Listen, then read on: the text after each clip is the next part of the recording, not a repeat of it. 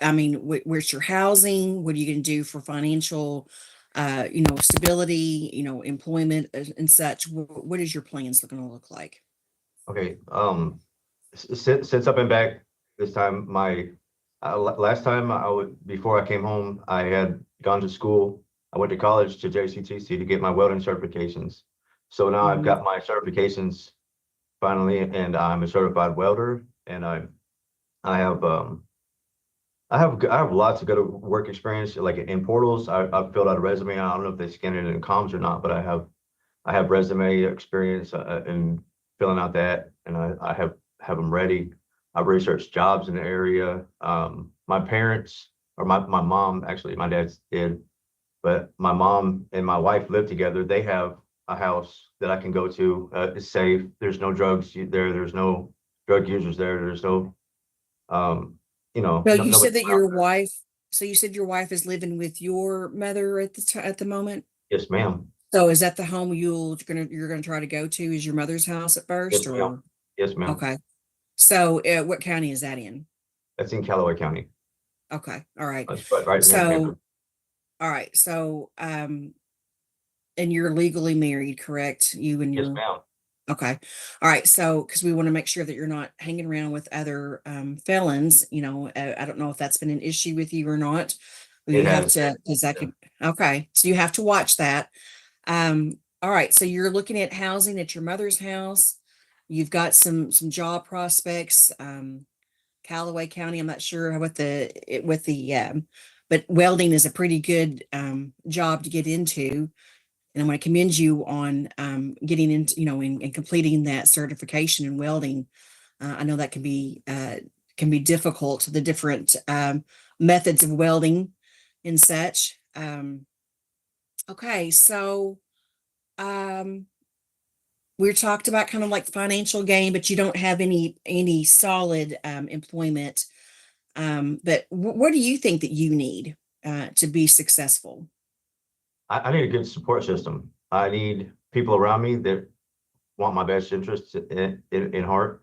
Um, I want what's best for me. And I realize that if I put myself around people that don't have my interests in mind, that I'm going to fall back into that same lifestyle. Like I said, my wife, she's my biggest support system and my biggest fan. And I think she's the greatest person in the entire world. I mean, she's wonderful. She's made so much. I'm sorry, I'm going off about her again, but Mhm. what I'm getting at is I don't need those other people. I just need my family. I just need my mother, my sister, and my wife. And I don't need all those other people telling me how I should be. Like she makes me better. Like I believe when you find your soulmate, it's a person that makes you better, and you don't have to give everything to them to feel like you're a success because she's my other half. And Right. you know, Well, I'm glad that you have a support system, but from my experience too, you also have to broaden your self support because when you put it all in one person, then it can cause issues if that relationship either ends or whatever means. So you have to sort of develop that support system across the board. I'm going to turn it over to my colleagues to see if they have any questions or comments. I'm going to start with Miss Jones first. Good morning, sir. Are you able to hear me? yes, ma'am. Good All morning. right. Are you clean and sober today? Yes, ma'am. When's the last time you used? Uh, over 2 years ago. Okay. And what's the longest period of sobriety you've had? Maybe 2 years, 2.5 years. Okay. And so you've been in and out several times on parole, and you've come back with new offenses, and you seem to achieve sobriety in the institution. So what is the difficulty once you are outside the institution? I know that there's oftentimes access to drugs inside the institution. So how are you able to abstain on the inside and not the outside? I think I do good in a structured environment because I have all these other things going for myself, like the programs and really my family talks to me a lot. I talk to my wife, I talk to my mother, and they've always supported me and given me all this great advice. I think when I've gotten out before, I've tried to do things by myself, go out there and I do my own thing, and I think I've got this. And I realized that I'm trying to please the wrong type of people, especially going around old friends. It's always been a problem for me. And as soon as I had run into them, it seems like I don't know, I forget, I forget what I've been working so hard for. And I just try to keep in mind everything that I've worked for, everything that I've accomplished is things that I need to carry with me every day and think about. That's what I'm sacrificing if I go back to that. Thank you so much. I don't have any other questions. Thank you. Thank you. Thank you, Ms. Jones. Ms. Fields, do you have any questions or comments for him? Ms. Jones covered most of what I wanted to ask, but I'll ask you one question. What do you see as the role of your probation and parole officer? He's to help me. He's to help me if I have any problems, that help solve them, help me find answers to anything that I'm looking for. I realized in the past, I always felt like he was there to take me to jail, but I've had some real time to think about this. And if I have any issues, if I have any problems, if I have any worries or concerns, I need to address those with my PO before they become a problem. I need to, explain to them like, okay, okay, if I went to relapse or I did relapse, I need to talk to him about getting into treatment. And I've always been afraid to do that before. And I don't know why, but just being scared to talk to him about those issues has always brought me into worse and worse trouble.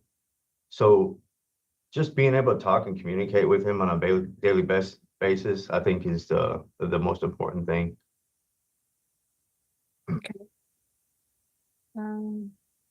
I think you covered that well. Thank you, sir. Thank you.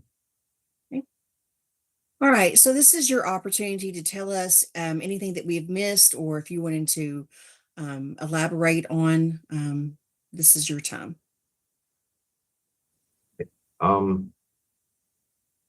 So I've spent a lot of time trying to figure out where I went wrong this last 24 months. And I've worked these programs and I can say, oh, all these programs did me a lot of good. But if I didn't actually put in the work, I'd be lying to you. But I actually have applied these to my life. I've made amends with people. I've realized that I'm not always the smartest man in the room, and I get proved that over and over again.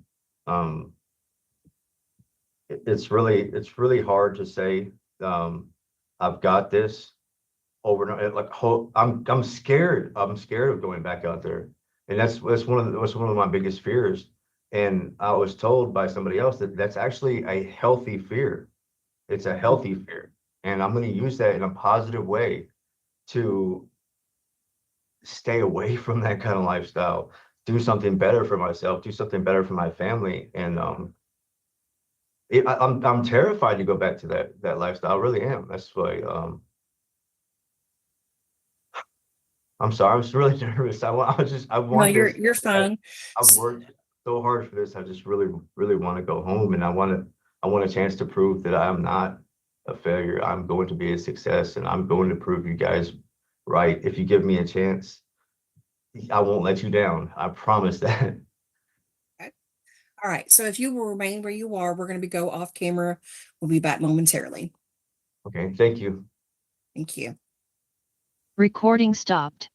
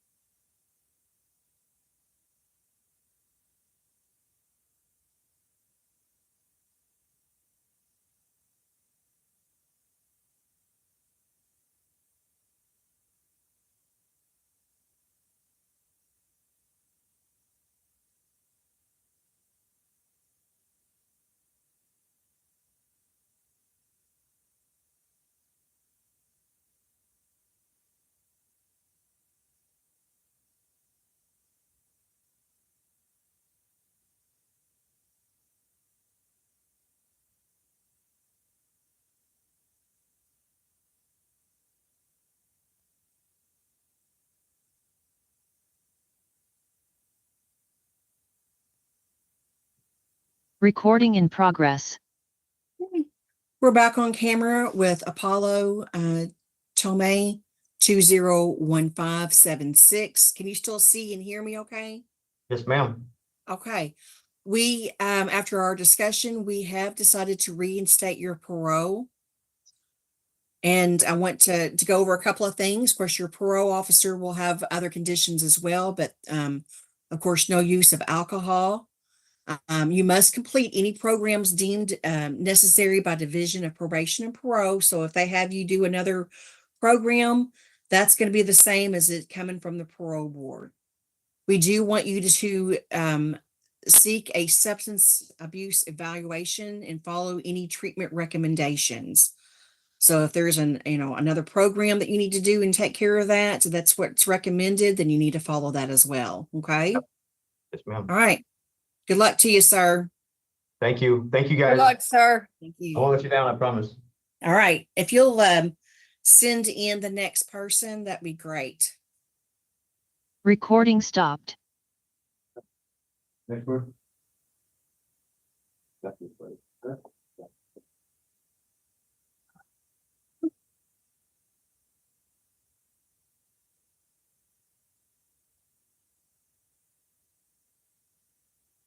Recording in progress. Just scoot over just a little bit, sir. I didn't come out which way? No, you're good. Just stop about there. That's good. Okay, Right can I there. sit here? Huh? Sit out here? You can stand or sit Okay. down, whichever gives us Okay, the that's best fine. view of you. Okay, sir? All right, yes, ma'am. Can you see, hear, and understand me okay? Yes, ma'am. Okay, I understand that you had some hearing impairments. Do you need any assistance in hearing devices today? No, ma'am, I'm good. So you're good. All right, ma'am. sir. Just want to make sure that you can understand us okay and you get a good understanding of what we're talking about today, okay? All righty, thank you. All right. Would you please state your name and DOC number for the record? It's Scotty Smith, 150991. All right, Mr. Smith. My name is Mrs. Fields, and I'm joined on camera today by Mrs. Jones and Miss Wiggins. We are the 3 parole board members that will be conducting your parole eligibility hearing today. Do you have any questions? Have you had a parole eligibility hearing in the past? Yes, ma'am, I had yes, back last year. Okay, 18. sir. Yeah, I got an 18-month permit. Okay, at that time, there were 2 members that were conducting your parole eligibility hearing. Now we operate in panels of 3 due to some legislative changes. Okay, sir? Yes, ma'am. Throughout this process, you may notice that we're not always directly focused on you. We've got multiple computer screens. We've got lots of notes. We've got a lot of information on you. We want to assure that we offer you the best parole eligibility hearing today by asking you all the pertinent questions and getting the pertinent answers from you. We ask that you be upfront and honest to us, because we know the answers to the questions we're asking, and we know the answers we probably should be receiving. Okay, sir? Yes, ma'am. All right, sir. I will start today's hearing by reading your resident record card. This information is compiled by the Kentucky Department of Corrections. The parole board has no authority on making any changes to this information. If there are any discrepancies in that, we would ask that you take that up with your case manager there at the institution, and they will help you get that resolved. Okay, sir? Ma'am. All right. Throughout this hearing, if you have any difficulties seeing, hearing, or understanding, please make sure that you do some type of movement to let us know, or let someone there at the facility know that you're having some difficulties. Okay. Ma'am.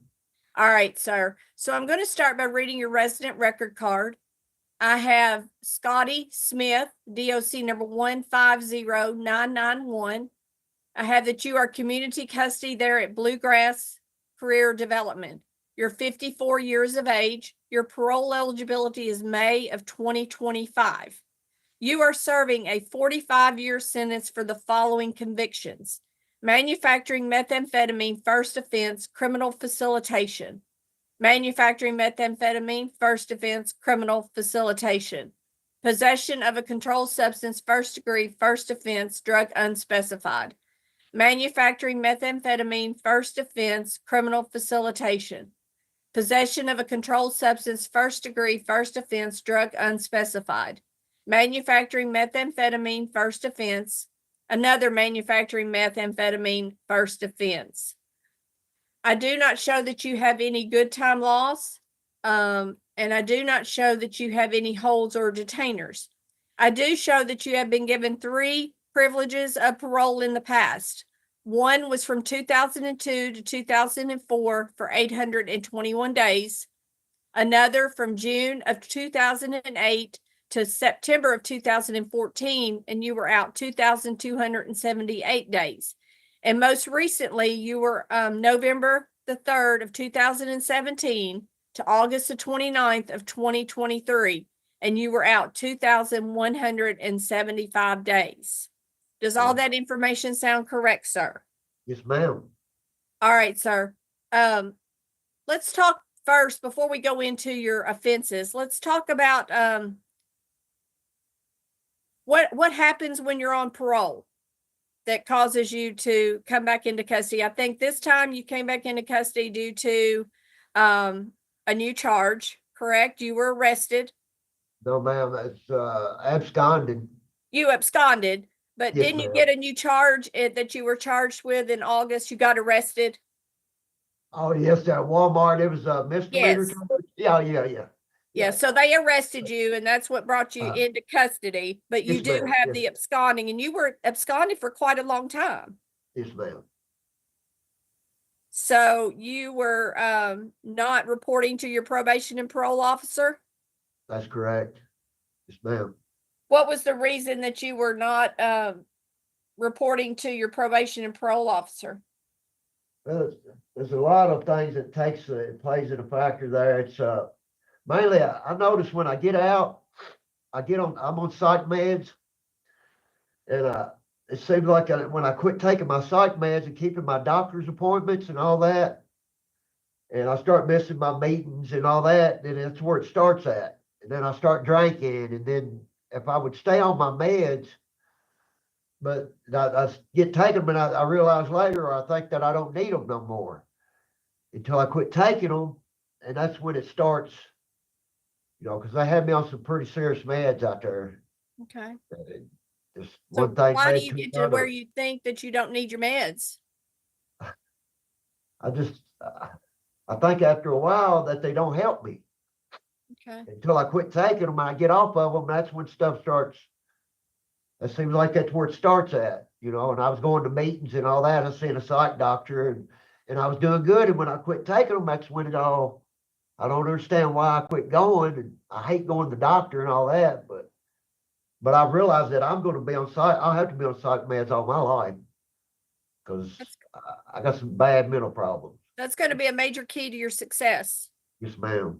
And as you can tell, that's caused you some problems and brought you back into custody, you've admitted.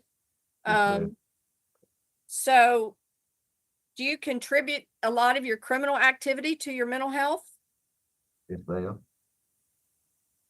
Was it a feeling of needing to be a part of society, or I have trouble with like being around other people. I got PTSD and I got everything, but and it seems like when I lose a loved one, like my mom passed away a couple of years ago, and something like that happens in my life, and I turn to drinking or getting back into drugs, where I should stay on my, or turn to my family, because I got an awesome family. I got a good support group. Okay, we'll talk always about all turn- that in a minute.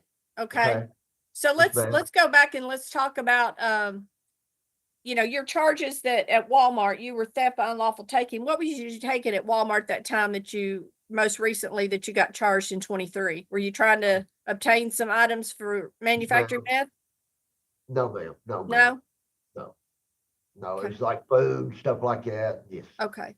Yeah. All right. Well, let's talk about your manufacturing meth. You've got quite a long history of manufacturing meth. What possessed you to go into manufacturing or facilitation? You were providing the items for the manufacturing of meth? More or less, yeah. And I was making it too, Okay. Yeah. So were you making it for your personal consumption, or were you making it to sell? I was making it for my own use, but yes, ma'am. I've never had no trafficking charges or nothing. It was just for my own. Yeah. You know, you But may that's not have got charged with trafficking, but have you ever provided meth that you made to someone? No, ma'am. I made Okay. it for my own use. Okay. How much would you say that you were using when you were manufacturing, or Maybe about an 8-ball a day, something like that. that's quite a good amount of meth. So you were quite a heavy user. Yes, ma'am. I started at an early age. Yeah, How old were you when you say you started the use of meth? I'm gonna say 15, maybe. Mhm. 8 or Prior 15. to that, had you used other illegal substances as well? Not really. I was mainly meth and alcohol. Okay. So, All right. So most of your charges were out of Ohio County. That's where you were mainly manufacturing. yes, ma'am. Okay. You know, we're familiar with all the substances that are required to manufacture, which was, you know, listed in your manufacturing charges, with the criminal facilitation, that you had the items to manufacture meth. On the one occasion in 2000, I believe it is, you had a lab buried. The lab buried, yes, ma'am. Okay. And police how did you get caught with that? When we was going back to our place to get the main jar and stuff, and the cops seen us going up this old house. That was in 14 was my last, 2014. Okay. It looked like this was about in 2000 when this charge took place. It was, When you- I'm sorry, ma'am. Yeah, I got at 99 is when I got the, yeah. Yeah, 99 is when you got your first meth charge. Uh-huh. Yes. Okay. Yeah, And then sorry. you progressed just pretty regularly. You were getting charged. So they must have their eye on you quite often. Yes, ma'am. You were on the radar. I was on the radar. Okay. And then in 2003, you had a traffic stop. Tell me about that situation. 2003 Yeah. at a traffic stop. That's when you got your manufacturing meth and you caught the 20 years. Oh, okay. That was when the cop, he pulled us over because we had a tail light out and we was leaving the house when we was cooking it. And he pulled me over because the tail light, then he wanted to know what we was doing up there. You know, then we went back up there. Okay. So you had other people that were helping you do this. You weren't doing it all by yourself. No, ma'am, I had other people. Okay. Were they charged as well? Have Yes, they ma'am. been charged? Yes, ma'am. Okay.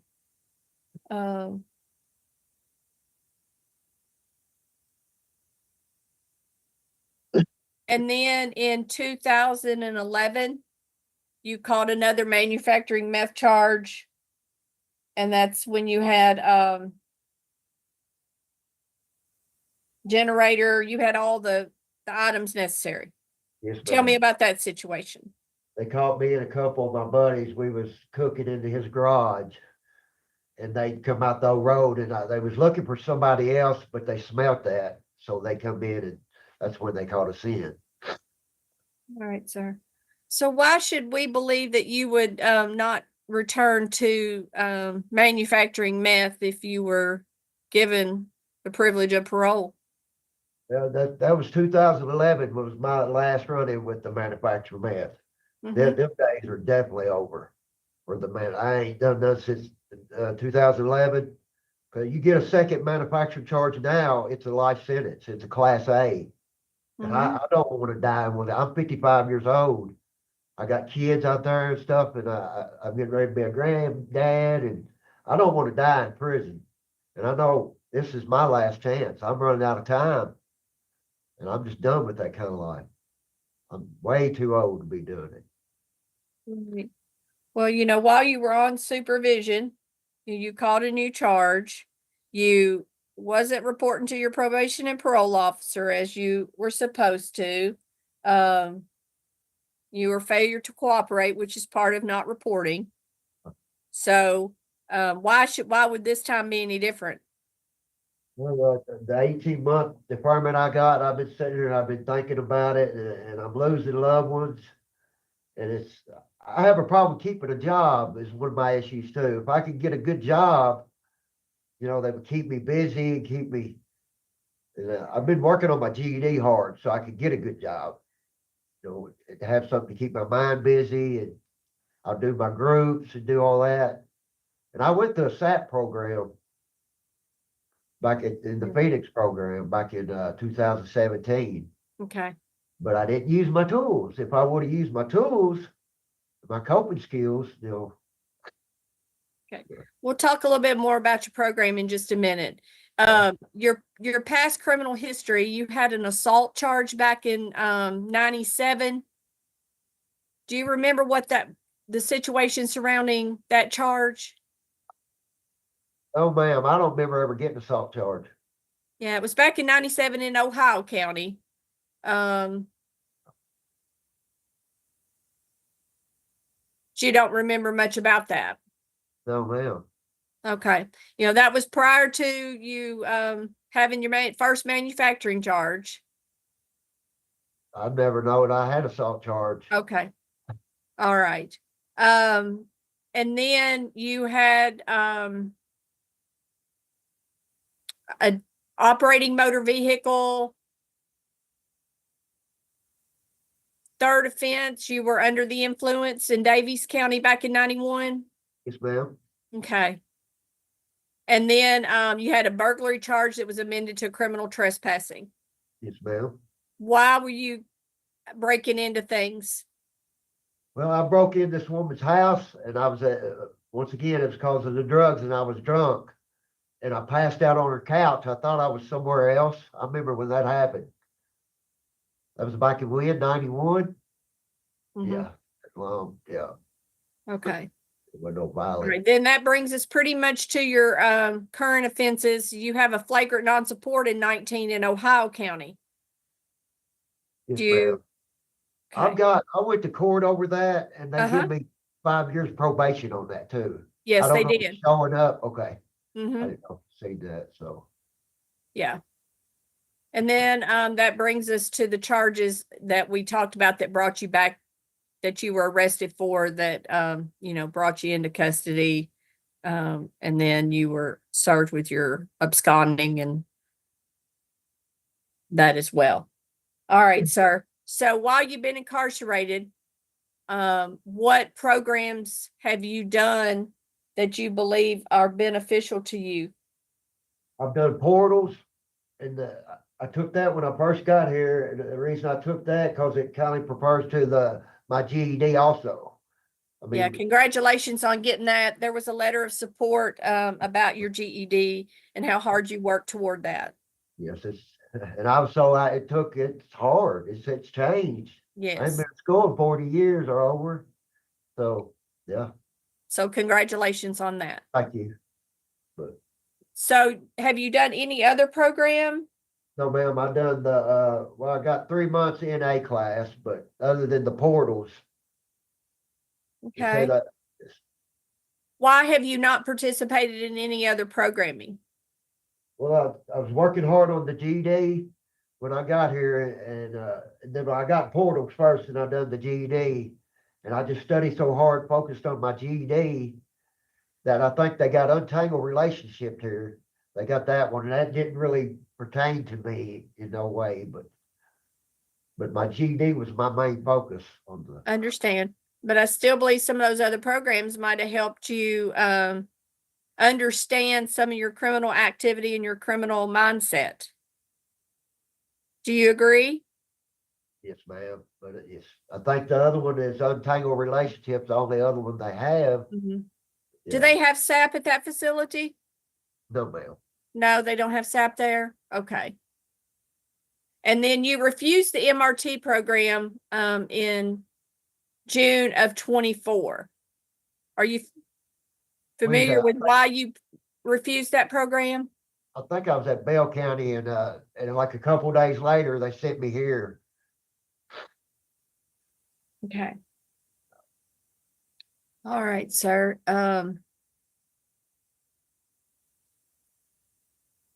Looks like your conduct has been good. You've not had any run-ins with inmates or staff there or any of your facilities in No, ma'am. quite a while. No, ma'am. All right, sir. So tell me what you would do. Well, before we go there, in 2018, when was the last time you used? When I used, the last time I used was when I was on the street. Okay. I noticed in 2018, I think you received a sanction for the use of meth. 2000 when? 18, while you Oh, were, yes, ma'am. I was at the halfway house in Paducah and I done a 15-day sanction there. Yes, ma'am. okay.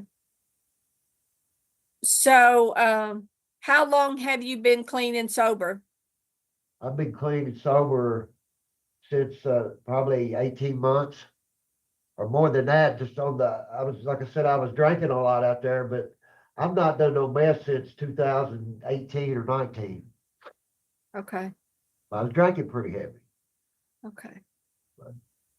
So while you've been there at that facility, have you had the opportunity to use Oh, yes, ma'am. and you were able to resist it? Yes, ma'am. How were you able to resist that? I just get away from it. I stay to myself. Now I'm starting to use my coping skills, and I hang out with the right people here. I don't, you know, Tell me about your coping skills. I got three. I like act as if, prayer, and breathing. I learned them at the Phoenix program. Coping skills. They work if you work them, but if you just like when I left the last time, I didn't use my coping skills. The Phoenix was an awesome place. I learned a lot out of the Phoenix program. You familiar with the Phoenix at KSR? I've heard of it. Yes, sir. Yes, I done good in it. And So what was the biggest thing you learned there coping besides your skills, coping skills? and it worked on your mental issues too. You know, they're the ones, it was mental and for your drug abuse, but those ones that got me on my mental, on my medication. And I just learned how to cope with other stuff instead of just, like when I go through an issue with somebody dying, like a loved one or something, I always run to drugs or alcohol. So I'd use my coping skills. So how are you going to control your mental health if you were granted the privilege of parole? I'm going to see my psych doctor when I keep all my psych doctor appointments. Stay on my medication is my main thing.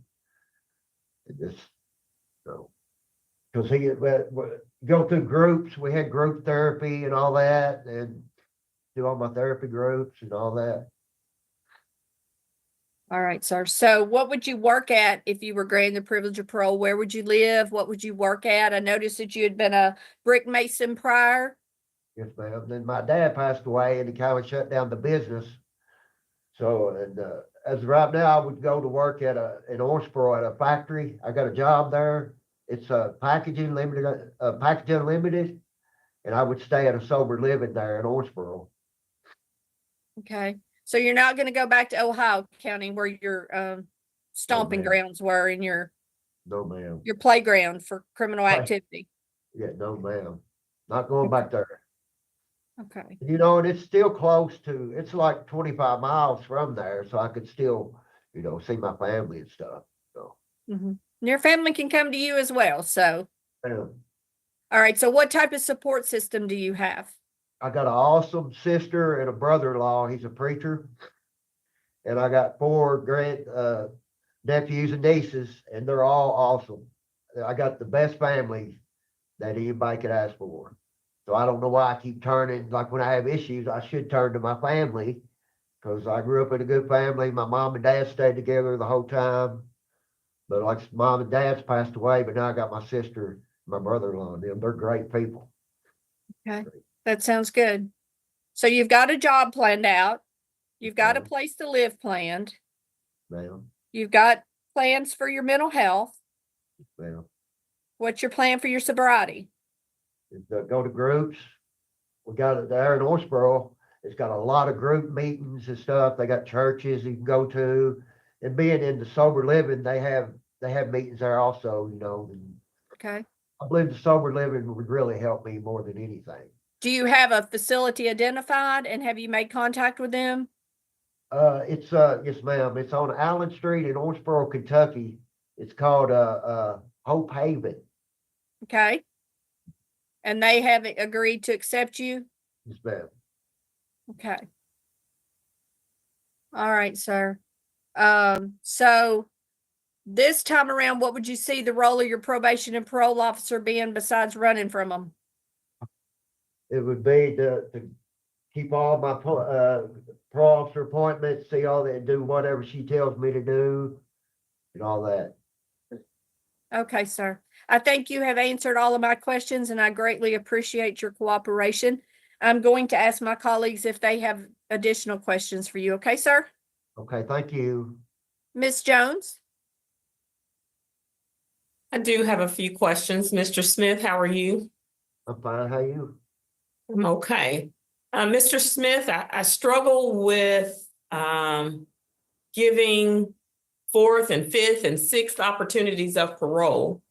And you've been given 3 opportunities before. Right. And each time you come back.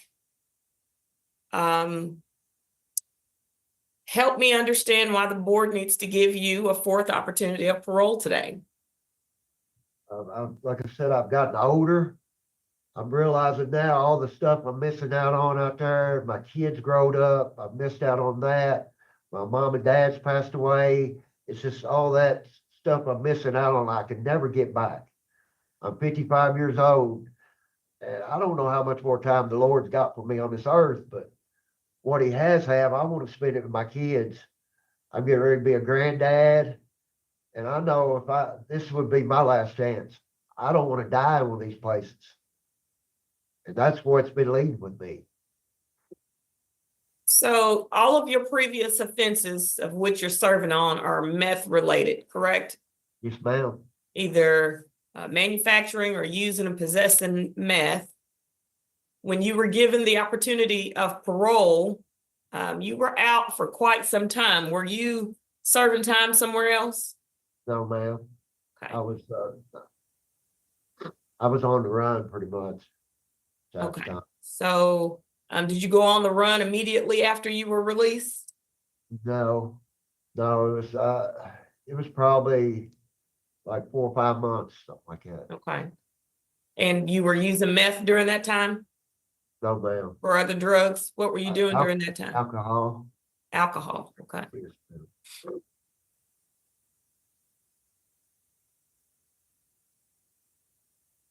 And you are on probation on another case, Yeah, on a flagrant child. non-support? Yes, ma'am.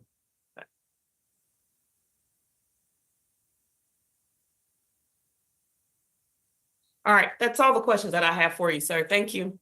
Thank you. Thank you, Mrs. Jones. Miss Wiggins? Yes, thank you. You said something about you were just wanting to go to the Hope Haven. Has that been approved through the your parole officer, that home placement? Not yet, ma'am. It ain't been approved through the, you know. Okay, all right. Okay. So you said something about untangling relationships and that really didn't have anything to do with your addiction. But what do you know about like codependency? Do you feel like you have, do you know anything about codependency? Have you ever heard of that term? I've heard of the term, yeah. Okay. All right. It just basically it's how your addiction affects your relationships and how it affects your addiction and choices. And so I just want to, it's not really a question, but it's just kind of, don't discount that could be a possibility as a recovery tool, to use, to understand relationships and how that affects your addiction. Okay. I don't guess I have any other questions. I think they covered everything else. And I want to commend you on, getting your, you did say you got your GED or work towards that's really good. So I want to commend you on that. That's all that I have. Thank you. Thank you. All right, Mr. Smith, it's your opportunity to address us and tell us anything we might not have covered that you feel is important in our decision-making process. I just want to ask of y'all to give me one more last chance on this, and just I got this time. I do. I'm 54. Like I said, I'm getting too old. I'm tired. I'm sick and tired of doing time. I'm missing out on too much out there. I just love to get home to my family, be with my kids. And like I said, I'm gonna be a granddad someday. I would like to be there. I wasn't there for my kids growing up. I'd love to be there for him growing up, or her. Ain't got That much more time. Is Getting that all, old. sir? Yes, ma'am. All right, sir. Just stay there in the room. We're gonna go off camera. We'll be back with you shortly, okay? Okay, thank you. Thank you, sir. Recording stopped.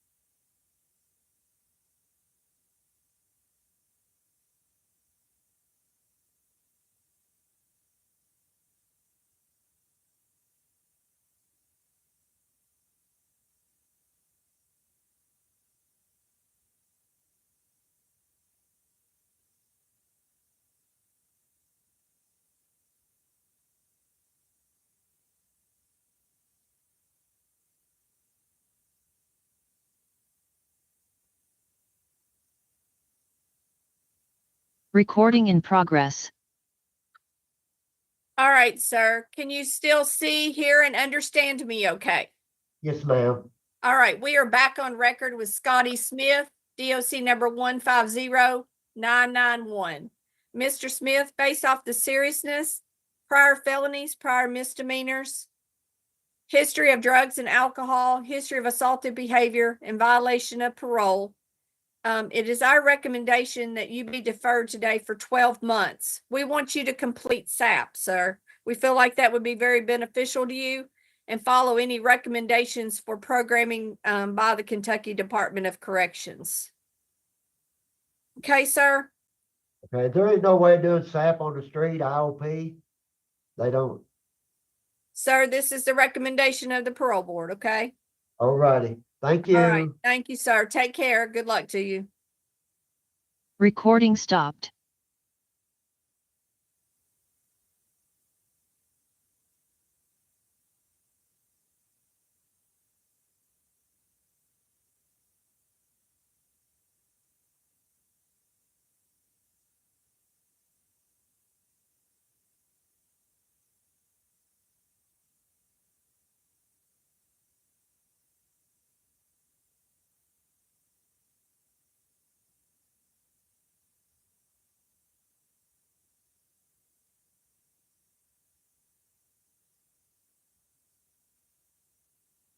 Walk right up there into the screen. Right here, Yes, ma'am. right here. Yes, ma'am. Yes, sir. Okay. Hi, Recording in progress. Good morning, sir. Could you please state your name and DOC number for the record, please? and it's Robert Van Coney, 220932. Thank you, Mr. Van Coney. I am Miss Jones. My colleagues, Miss Fields and Miss Wiggins, are on camera. The three of us will be conducting your parole eligibility hearing today. Mr. Van Coney, have you had a hearing before, sir? One time in Okay, 2000. was it in person, No, on video? video. Okay. During that hearing, you were most likely seen by 2 board members rather than 3. Yeah, 2. Yeah. As a result of new legislation, the hearings now have to be conducted by a panel of 3. Okay. Also, do you recall how the hearing will flow, or do we need to go over that with you? I don't understand what you mean by that, how it will. Okay. I'll just go over it with you. So I was asking if you understand how the hearing will go, like what we will talk about. Yes, of that yes, nature. ma'am. Yes. You do I do. understand that? Yes. Okay. Yeah. All right. And Mr. Van Coney, are you having a hard time hearing? No, it takes me a little bit, but I'm hearing fine. Okay. All right. Well, if at any point you can't see, hear, or understand us, please let me know, okay? I will, right. ma'am. Mr. Van Coney, our record reflects you are 72 years old.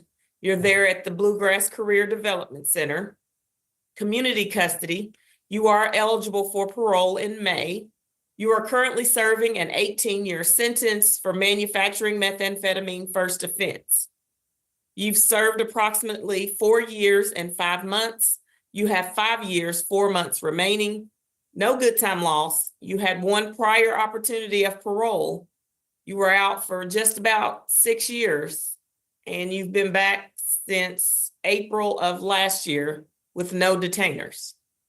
Does all of that information sound accurate, sir? Yes, ma'am. All right. Mr. Van Coney, what happened when you were out on parole? I transferred my parole. I went back home to my wife and and she was doing meth, so I transferred my parole to Indiana. And I got back, when I was there living with her, I got back on meth again. I didn't know she was on meth, and I moved back. I transferred my parole to Indiana. That's what I done, and moved into a sober living house. Okay, and once you were, excuse me, once you were in Indiana, you continued using?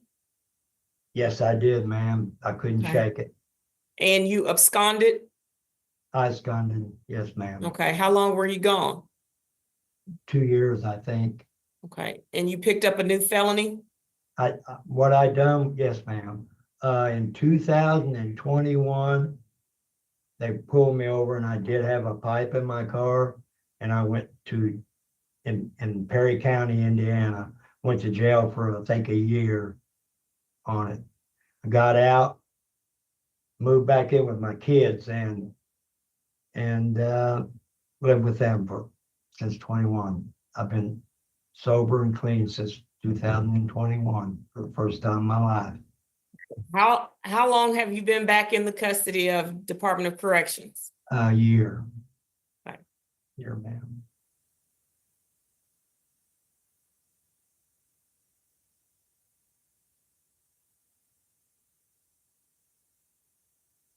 What do you think your significant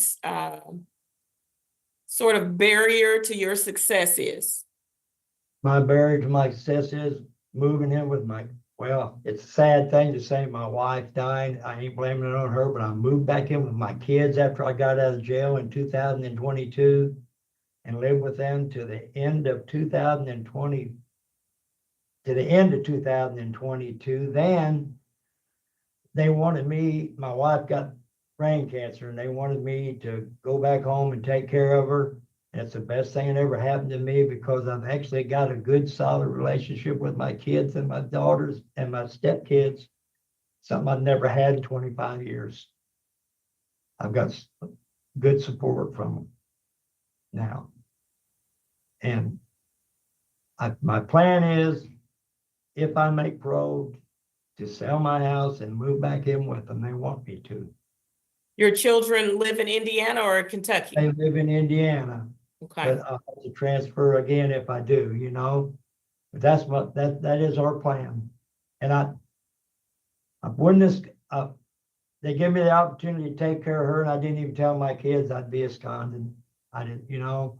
I just wanted to take care of. I was married to her for 40 years, and I took care of her to the end of 2023 when she passed. okay. And really got a good, solid relationship with my kids and my grandkids, something I ain't had in 25 years. And I I know- see oh. that you have not completed any programs since you've been back in. yeah, I have. Give me just 1 second, let me. Yeah, I'm in GED. Yes, you are in 5 GED. months, and I've done, the only one they offered me here was MRT, Untangled Relationship. It's in there. And I've got 2 NAs, and I worked in the kitchen for 8 months now, and I got my food card, handling card, which is going to help me because I wash dishes in this restaurant, and it's going to help me that I'll be able to cook and make more money. Okay, I see that you have completed MRT, Untangling Relationships. Yeah. Are you saying you've completed something other than that? Well, I've done 2 NA. I've done NA for 6 months. Okay, And I should have my food handling card in there from the kitchen. I finally got in. I took a test on it. when's the last time you used methamphetamine? 2021 when I went to jail. Have you And used any other drug or alcohol? Never in my life. It's always been that.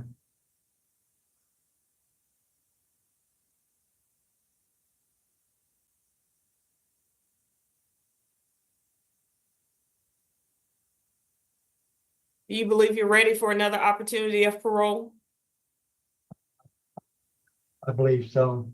I believe so. So, Mr. Vanconi, part of being successful is following the rules of parole. Exactly, I know. And that. there's no way for your officer to know that you're doing as well as you say you are if you're Right. not reporting. I know that. I shouldn't have done that. If she wouldn't have been, I've never done anything like that. If she wouldn't have been dying, I wouldn't have done it. I wouldn't have done it. And I know it's wrong. I do know that was wrong. Mr. Vanconi, you think you're too old to be getting in all this trouble? Oh my God, this is the worst trip of my life. I can't, I'm a nervous wreck, and now, oh, it's just, yes, I think I'm too old too. That's got a lot to do with it. I gotta go. I took a EKG a couple of weeks ago, and I was supposed to do a stress test after they read it. Now they're calling me last week, and they want me to do a echocardiogram today, Thursday, and or they can give me the stress. I don't know what's going on now. They won't tell me. I don't know what that is even. Do you think it's probably has a little bit to do with the use of meth over the years? Probably. Right.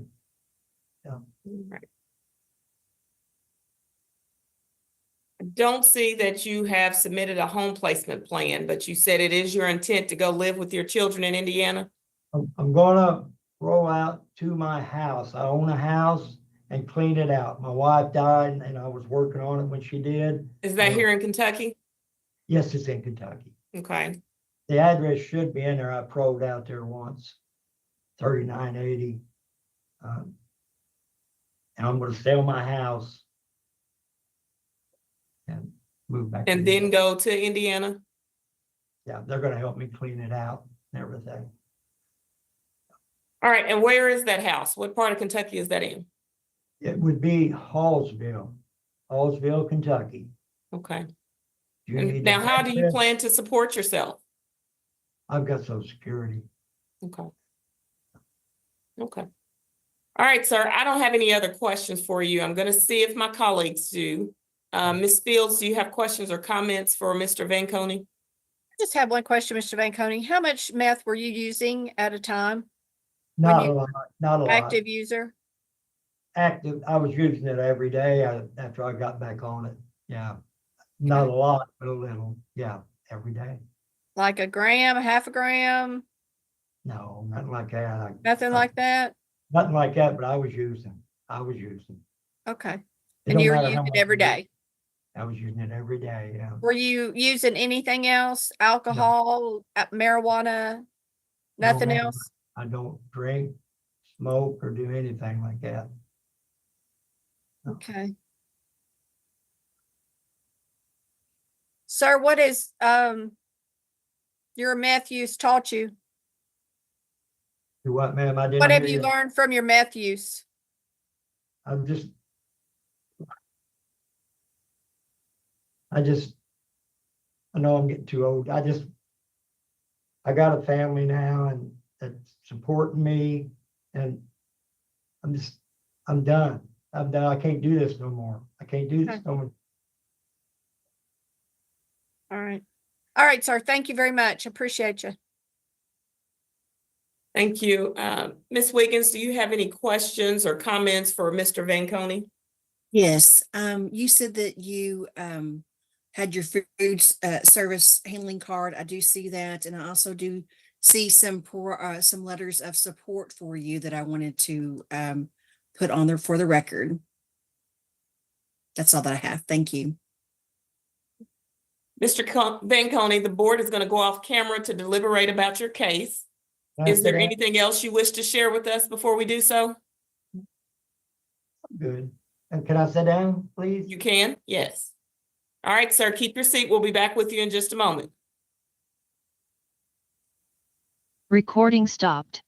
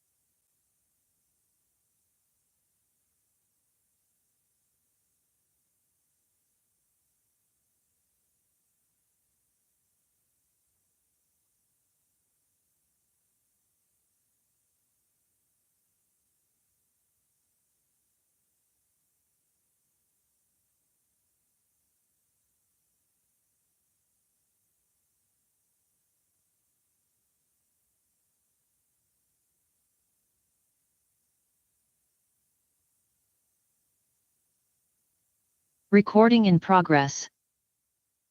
Mr. Vanconi, can you still see and hear us okay? Yes, ma'am. I can't hear you. Yes, ma'am. Okay.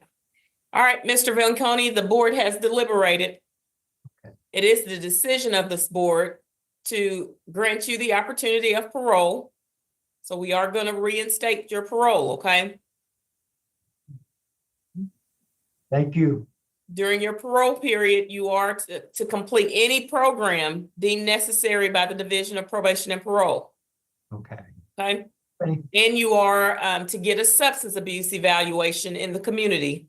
If they tell you that you need to complete any kind of program, you need to follow through with that. I will. All right. All They'll right, tell sir. me- Do you have any they'll tell me questions? what- Thank you. Thank you. Just thanks. All right. Thanks. Good luck Good to luck, you, sir. Tell everybody else good thanks, okay? All right. Thank you. All right. Thank you, sir. Bye-bye. Recording stopped.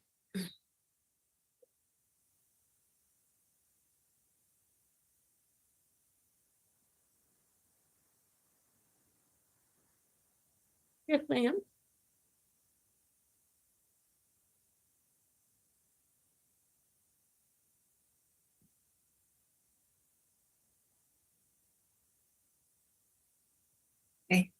Sir, can you Recording scoot in over? progress. Could you scoot over just a little bit more, please? Right there, right there. That's good. Okay. All right. Can you state your name and DOC number for the record? Jimmy Casta 223502. Thank you. My name is Miss Wiggins, and also on camera with me is Miss Fields and Miss Jones, and we're the 3 parole board members that will be conducting your hearing today. Can you Okay. see and hear us okay? Yes, ma'am. Okay. Well, if there's any times that you can't, just kind of let us know in some way, or you can let staff know that if there's any complications. Do you have any difficulty hearing, reading, or understanding, or, do you have any difficulties of that, like physical? Okay. All right. No, ma'am. I wanted to make sure. All right. I'm going to just kind of review how, I don't know if you've seen the parole board before. Have you ever seen the parole board face to face before? Yes, ma'am. Okay. One at a time. Okay. Do you want me to go over the way we'll conduct this hearing? That I don't mind if you do or don't. Okay. Well, I'll just in case, I'll just go ahead and remind you, we're gonna go over your resident record card. If there's not, if there's any discrepancies or anything that needs to be changed, you just go through your case managers or someone through Department of Corrections to initiate that. As parole board members, we can't correct that. But you can just let us know. That way we know going forward what's accurate and what's not. After that, we're going to go into your either what you've done since you've been, you were returned on parole. So we'll talk about that, and progress or lack of thereof. And then we're going to go into some aftercare planning, what your parole plans are going to look like if you were granted that privilege of parole. I will tell you that we have several screens, notes. We have lots of information on you. So we may not always be looking right at the camera at you. But we can hear, we can understand what you're saying. We're paying attention. We just are reviewing that information as well. All right. Do you have any questions for me? No, ma'am. All right. As you said, your name is Jimmy Casada, number 223502. You are 50 years of age, located at Bluegrass Career Development Center. You are community custody. Your pro eligibility date is May of 2025. You were given 20 years for the following offenses: engaging in organized crime, criminal syndicate, and manufacturing methamphetamine, first offense, criminal conspiracy. You have served 9 years, 8 months, and you have approximately 10 months remaining. You do not have any good time loss. You do not have any holds. Does this sound correct, sir? Yes, ma'am. Okay. All right. So you were from what I can see in comms, you were deferred and from on 9 months on a parole revocation for absconding and failure to report to probation parole 3 times. tell us what happened and why you're before us now. About a year before that, I started having, I had the same job that Mhm. I had when I got out. And I kept it for like 4 years, 4.5. And I started having some, they started having some financial trouble and I started losing hours.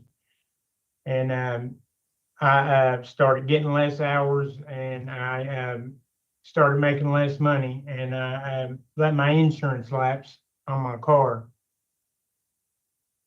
And I really wasn't familiar with the insurance, how, how they went about getting your license and stuff like that. If you don't have insurance, I didn't, it's different than when I was younger because I hadn't had license since 2002. At that point, when I got out, I got my license.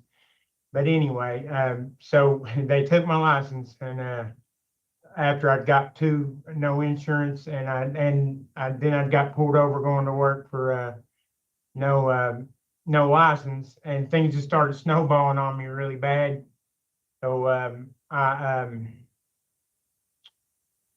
got stressed out really bad, and I was scared they was gonna lock me back up over this stuff, and I just got really scared and went back to doing things like I used to, like coping with Mhm. stuff, do drugs. And So I'm sorry. So what you were saying is that after you got a no insurance and your license was taken, that's when you started using again, or did you start using before that? to be honest with you, is a little bit before that when the job things started going bad, and then the money started getting bad, and my going to court and stuff like that was I got caught like 2 times in a row. You probably can see it up there, like 2 days in a row. And the second one, they took my license for 6 months, and I didn't, and I wasn't for sure exactly how that was going to work out. I couldn't get to work, so then I got caught. I think I got caught with two driving on no license, and but I got a thing in the mail. I can get my license back when I get out of here with $45. I just had to have them reinstated. Right. Well, and that's good, but it seems like your issue started before you lost your license. You had a lapse, and you have completed SAP, but it's been some time ago. You did the SAP mentorship, and that was in 2017.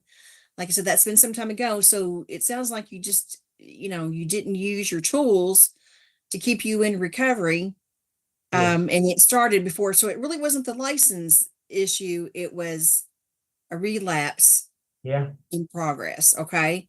So what is it you need to keep you from relapsing again? What did you discover about yourself? Well, I needed this. This helped me a lot to get away from it, and I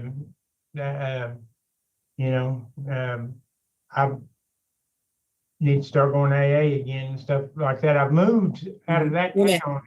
So you said that you said you needed this. What do you mean by this? Me being locked up would help me a lot. Okay. Okay.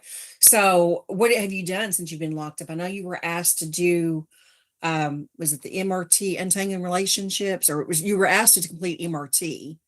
I didn't have Um, it here. Okay. It's the only one Um, that had, I took it. but you did do the untangling relationships. But what do you think that you need to keep you from relapsing again? I need to go to work and stay busy and hang around the right people. Mostly, I got away from those people. I had the same structure I'd had since I got out. When I got out in 2018, I'd been around the same people. And then when things started going bad, I moved. And when I moved, I didn't have really anything to anybody to fall back, to help me talk to or anything like that.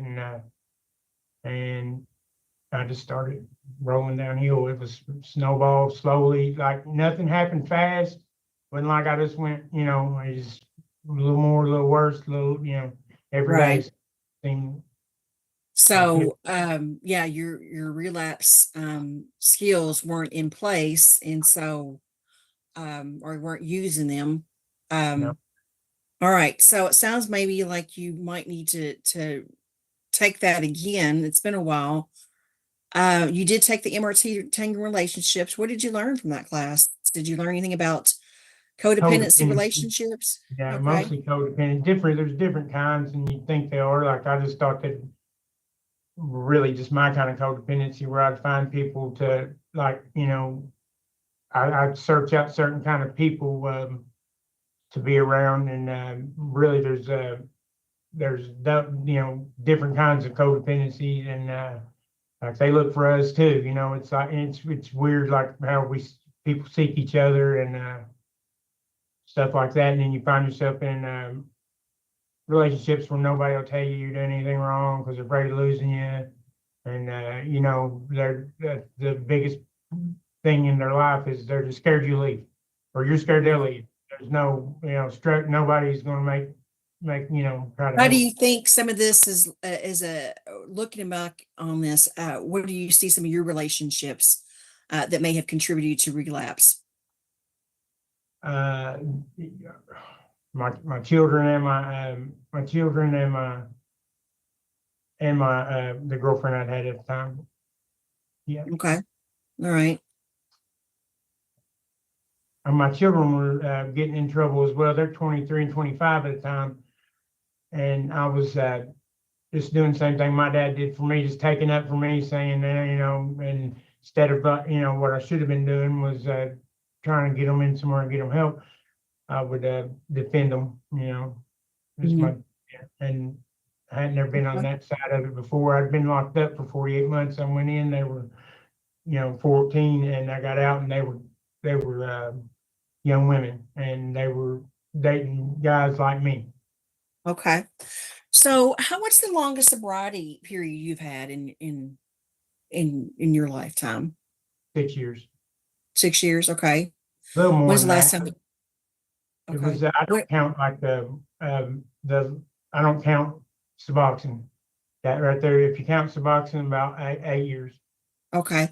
So when's the last time you used this time? I'd used right before I got caught coming back in. Okay. What during that period, that 6-year period of sobriety, what do you think you were doing that helped you to be successful? Working, and I never really had nothing because I'd always gave all my money away to that, and I got up there and I had a few vehicles, and I started my own little side company, and I was real proud of myself, and I had some people that depended on me work wise and stuff, and I was real important at the job I had because I was good at it, and I'd done it for before, but I'd never done it sober, and I just took a lot of pride in that, and I never saved money in my life, and I saved a little, and then and it made me feel good. Right. So what happened to help, to cause you on a relapse on that one? What was it? You said you were working. What did you quit working? No, well, they slowed down, and when they slowed down, I had a lot of idle time, and I went through some of my savings and money, and I met a girl, and Oh, that I okay. saved a lot of it. Well, sounds like you need to develop some other skills in decision making. If you were granted that privilege of parole, what's that going to look like?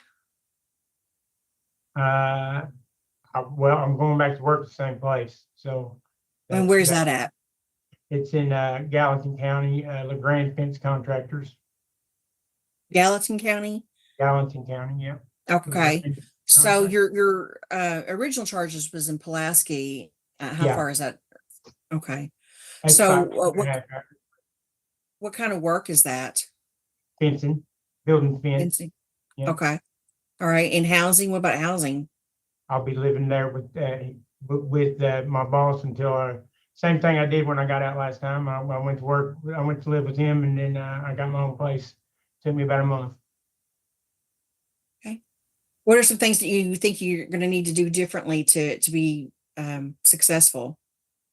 Surround myself with good people, and try not to go to AA and try to go to AA and try to just stay away from bad influences. And So I'm hearing the word try. And sometimes we don't always, when we use the word try, we don't, there's a lot of variables for that, and we don't always put all of our efforts into that. It's, try is that sort of a self-doubt word. Yeah. I don't really have any other questions right now. I'm gonna turn it over to my colleagues to see if they have any additional. Ms. Fields? Sir, in the Yes, charge ma'am. of the organized crime, how many people were involved in that? There were, I think 27. 27. Mhm. And there was someone that was leading the orders Yeah, in order to go purchase. yes. You were a member of a group of Yes. 27 that was going out and purchasing items for meth, to produce meth, pseudoephedrine, right? Yes, ma'am. Okay. So there were 27 individuals involved. Okay. In the manufacturing, how much meth were you manufacturing? Probably, maybe a half ounce a week, something like that. Was it all for personal consumption, or were you selling some of it? Most of it was personal consumption. I'd use some to get by, cigarettes and stuff like that, but there wasn't much money in it, involved in it, but mostly personal consumption. And but I did sell some. Okay, sir. You're fortunate you didn't catch a trafficking charge somewhere along the way, Yes, ma'am. Sir, you've had a relationship with the probation and parole officer. You absconded for period of time there. So what have you learned from being back incarceration and being charged with these absconding charges and receiving those charges? And what have you learned? To go to my parole officer and to go in and talk to him when I'm having problems. I did that in Gallatin County a lot, and then I got to Pulaski County where I switched them, and I was that's where I was from, was Somerset, and I don't know, they scared me a little more, and that they weren't, and just go talk to them. Okay. Do you realize that they're not always going to revoke you? You've received sanctions in the past. Yes. So, revocation's not always the end result. Right. Yep. Yes, ma'am. So, your communication with your probation and parole officer is very important. All right, sir, that's the only questions I have. Thank you for answering those. Thank you. Thank you, Ms. Fields. Ms. Jones? I don't have any questions. I believe it's all been covered. Thank you. Thank you. This is your time. If you want to say anything additional, or why you think that we should give you parole. Just that I'm ready to get out and do good like I did last time I got out, and that's what I'm striving to do. I'm not trying to get out and do sell drugs or make drugs or anything like that anymore. I'm not. I'm 50 years old, and I'm just going to do my best when I get out. I'm not going to be selling or making drugs anymore. If you will remain where you are, we're going to go off camera and we'll be back momentarily. Okay.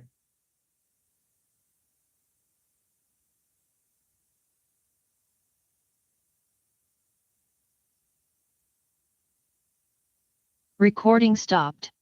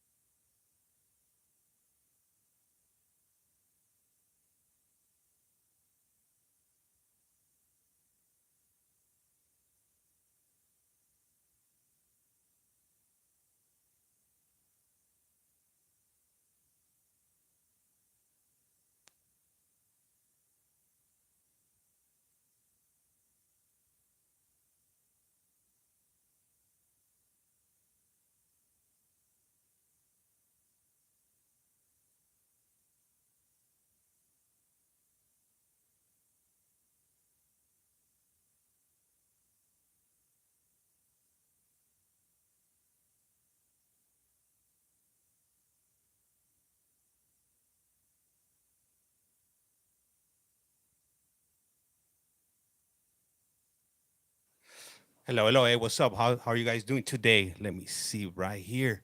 I'm not gonna jump on just quite yet. Let me see. I'll be back. I'll be back maybe in about 30 minutes. I'll jump on.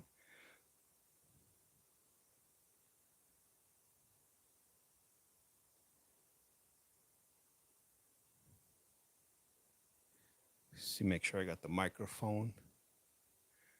All right, all right. So hey, thank you guys for tuning in. I got multiple streams running today. I'm gonna be running like a madman. So Maricopa's about to be starting in about 12 minutes. We got Florida, we got Iowa that just finished up right now. Today is Minnesota. So Minnesota's gonna start in about an hour and a half or so. So stay tuned.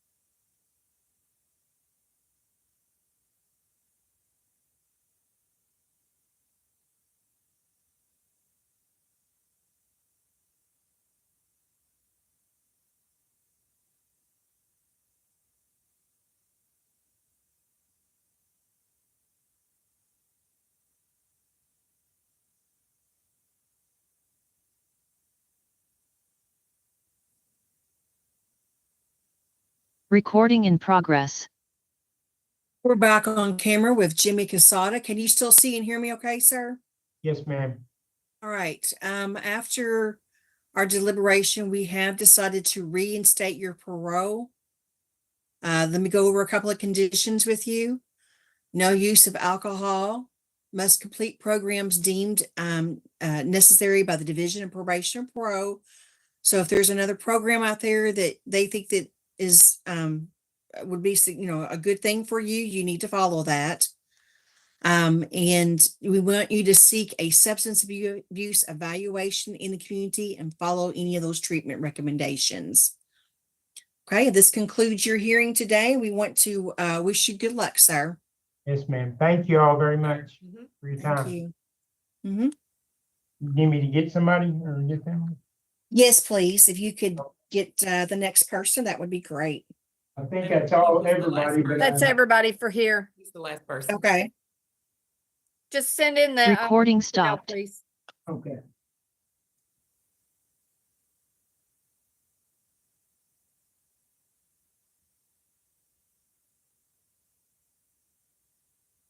All right, ladies. Good job. Maybe they'll send in the staff, maybe they.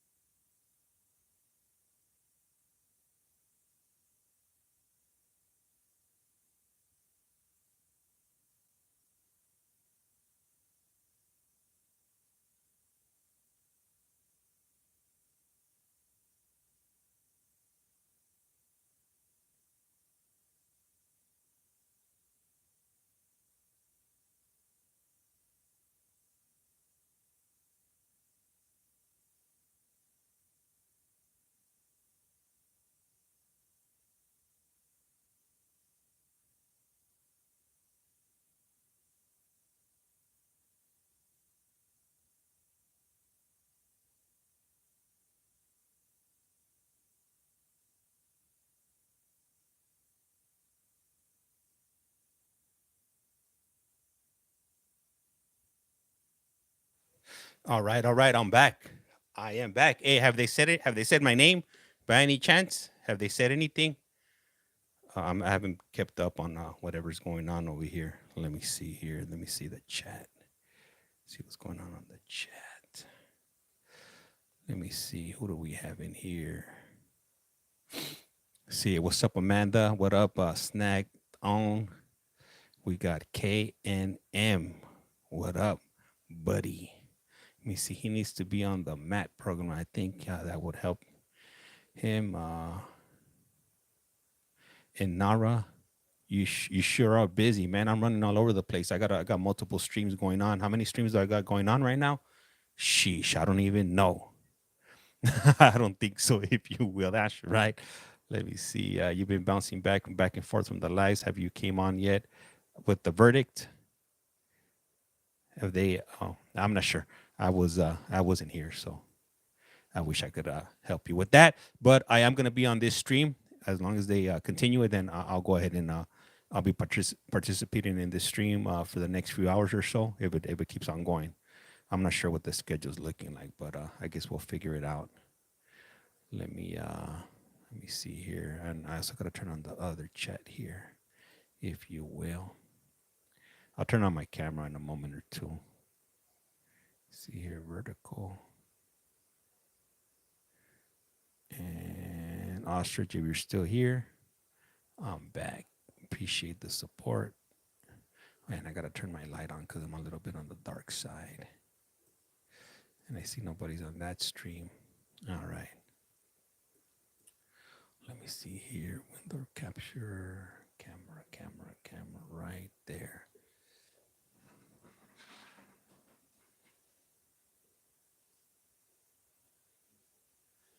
All right, I just turned on the camera. I mean, my light on. Let's see the camera now. See, will it work? All right, cool. There it is. Whoop, there it is. And let me I gotta get the other phones ready here for TikTok, if you will. Let's see. Get this ready. How is everybody doing today? Hopefully you guys are doing well. Let's see here, live, interact. All right, got that on. And I just gotta label these streams over here. Board hearings. And I'm not sure if you guys are aware, and I'm not sure if you guys like tuning in onto the Utah hearings. But on the Utah hearings, they cut the live feed. They're only doing audio now. I guess somebody did something that they didn't like. I'm not sure if it was myself or it was somebody else that streams those, or they just didn't like the publicity that those streams were getting. So I probably will continue streaming those just audio, but I just haven't had the time to figure it out. It's a bit overwhelming at times, having all these streams going on and running around and whatnot. All right, let me see here. And oh yeah, and I gotta start Pima County in 48 minutes. So before I hit the go button, I should probably go hit the go button now. So like that, I don't have to worry about it. I'll be back in 2 seconds. I'm just gonna go ahead and pull the trigger on Pima.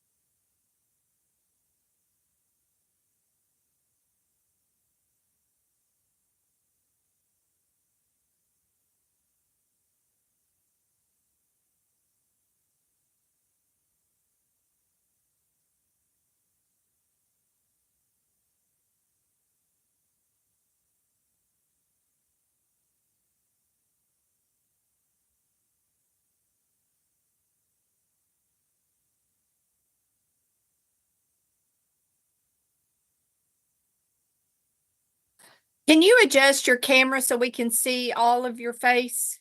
I'll do my best. It's not, it don't like to cooperate. That looks good. Thank you, sir. Appreciate you. All right, Recording in ma'am. progress.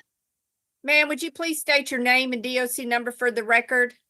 Tiffany Lynn Yarber, 237286. All right, Miss Yarber. If you could speak up just a little bit for me so we can get a good, clear recording, okay? Yes, ma'am. My name is Mrs. Fields. I'm joined on camera today by Miss Wiggins and Miss Jones. We are the 3 parole board members that will be conducting your parole eligibility hearing today. I believe this is your first time before the parole board on these offenses, correct? Yes, ma'am. Okay, have you met a parole board in the past? Just for a PV. Okay. All right, ma'am. In past situations, we operated in panels of 2. There was some legislative changes that require us to operate in panels of 3. It doesn't change in any way the manner in which we operate. It's just that all 3 of us have to come to a unanimous decision in your parole eligibility, okay? Okay. Ma'am, do you understand how the process will work today, or do you wish for me to go over it? I wish for you to go over it, please. All right, not a problem. Okay. Throughout our hearing today, we will be covering your residential record card. This is a record of the Department of Corrections. The parole board has no authority to make any changes to this information, okay? Okay. You would need to take up with the person there at the institution or the Department of Corrections. They could guide you in the way in which you would need to correct that information. We'll go over the crimes in which you're have been convicted of and we're seeing you on today. We'll talk about any past criminal history. We'll talk about any programs you've done while you've been incarcerated, which I believe you're unclassified at this time. We'll talk about any disciplinary actions you've had. We'll talk about a release plan, any letters of support you've received, your mental health, and then you will have an opportunity to address us before we go off camera and deliberate. My colleagues will have an opportunity at the end to ask you questions as well. What Does all that information sound clear to you? Yes, ma'am. Okay. All right, ma'am. Throughout this hearing, you may notice that we're not always focused directly on you. We're not always looking directly in the camera. We've got multiple computer screens. We've got notes. We've got a lot of information on you. This information is to help us ask you the important questions to help us determine your parole eligibility and a decision in your matter, okay? Okay. Yes, ma'am. All right, ma'am. So we're going to get started by reading your residential record card, okay? Okay.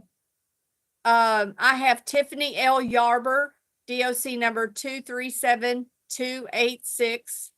I have that you're 45 years of age. You're at Montgomery County Jail and you're unassigned currently. Yes. You are serving a 15-year sentence for the following convictions: trafficking in a controlled substance, first degree, first offense, methamphetamine, 2 or greater grams. Trafficking in controlled substance, first degree, first offense, and both of these are firearm enhancements. You have served 3 years, 5 months, and 9 days. You have 7 years remaining. Your parole eligibility is March of 2025, and I do not see that you have any good time loss or any holds or detainers anywhere. Does this information sound correct? Yes, ma'am. All right, ma'am. You were convicted on these offenses back in December of 24. Tell me about the offenses you have been convicted of. Well, I was in possession of drugs. This is really, I don't want to sound like I'm innocent here. Okay. I'm going to start by saying that because I had the drugs, I was using the drugs. I've had a really hard time with the way my case was handled. I'm in the process of trying to file some complaints, but anyways, this and the pistol was never in my possession. It was locked away. The man that I lived with, it was his. They dropped the original charge of convicted felon with a handgun. And I guess that's really the only explanation about that. I just felt I had to come to some type of plea deal with the prosecutor after she finally agreed to come down from her original deal, which was like 20 years at 85%. And she just did that like with me in October. So I don't know. It's just- So this case went on for quite a while before it was a resolution in the matter. yes, ma'am. I was put off quite a few times, like I want to say 4. And yeah, I just really couldn't get the lawyer to do some of the things that I asked him to do on my behalf. She was being pretty stubborn in this case. I'm gonna just put it out there. My friend OD'd and I called 911 and he passed. She used that against me, which is one of the complaints I'm gonna file because I feel like my case was somewhat mishandled.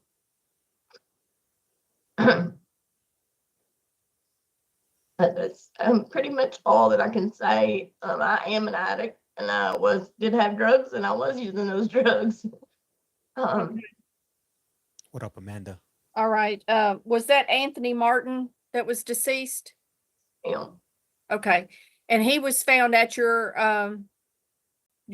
camper. You had a camper on the Living with that man, Tony. Tony. I'm sorry, David Walters. David Walters. Yes, he was, and also it was his pistol that was, and it was locked. We were under the assumption, even though I was a convicted felon, that if it was locked away correctly, sorry, and that it was his, registered to him, that I wouldn't get in trouble for it. But I never really planned on getting in any kind of trouble. But fact is we really thought the law was if it was locked away and kept away from me, that I wouldn't get in trouble for it. Poor fool. Okay. It was never in my possession personally, It don't matter. on my So- person. There was a lot of drug activity going on. Tell me about the situation, the living situations at the address you lived at. I had a friend, okay, living in front of me. We no longer could pay the rent. He got hurt in an accident, and so the little house trailer thing we were renting, we no longer could pay the rent. Well, when he had got a little bit of a settlement, he had bought a camper. So we let a friend move into that, and then we moved into the little camper. So Okay. So there had been, at this, not particularly at your residence, but on the grounds there had been prior ODs.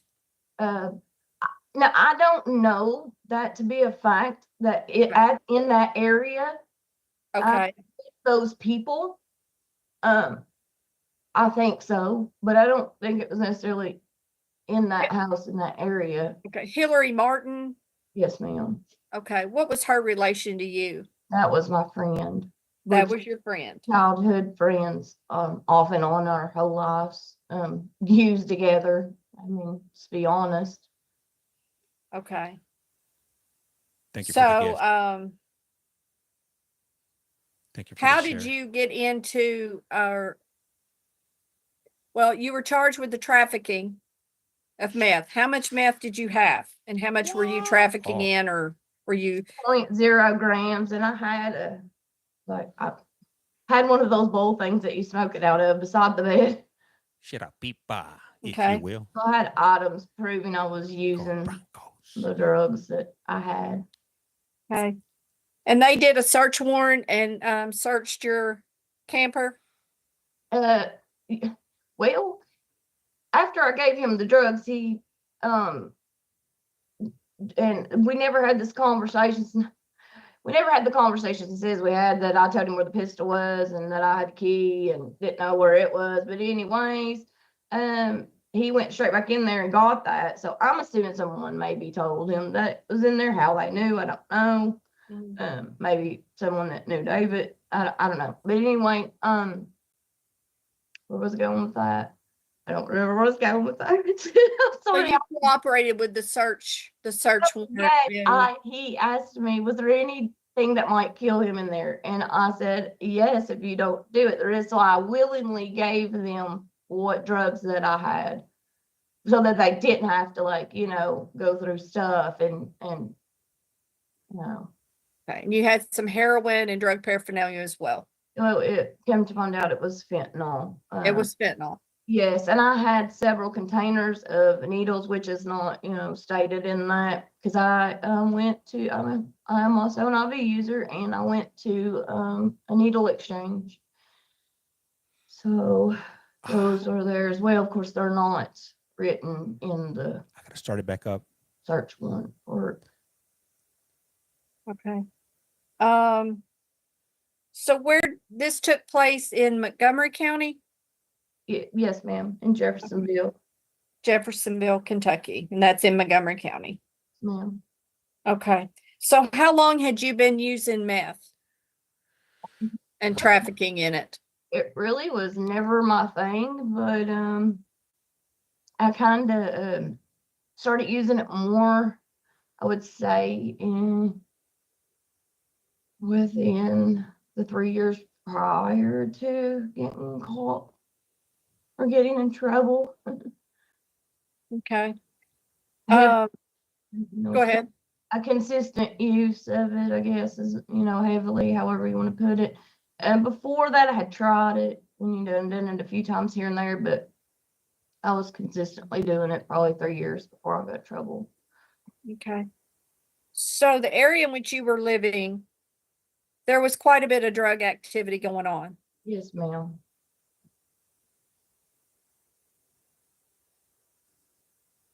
Did you ever assist Hillary in her drug activity? No, ma'am. I kind of stayed over in that little camper to myself.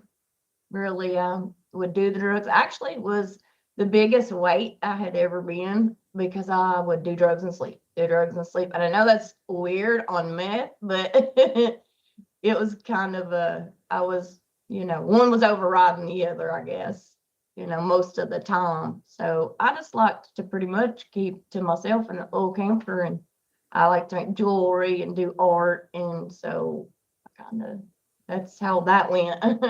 And do your drugs. Yeah.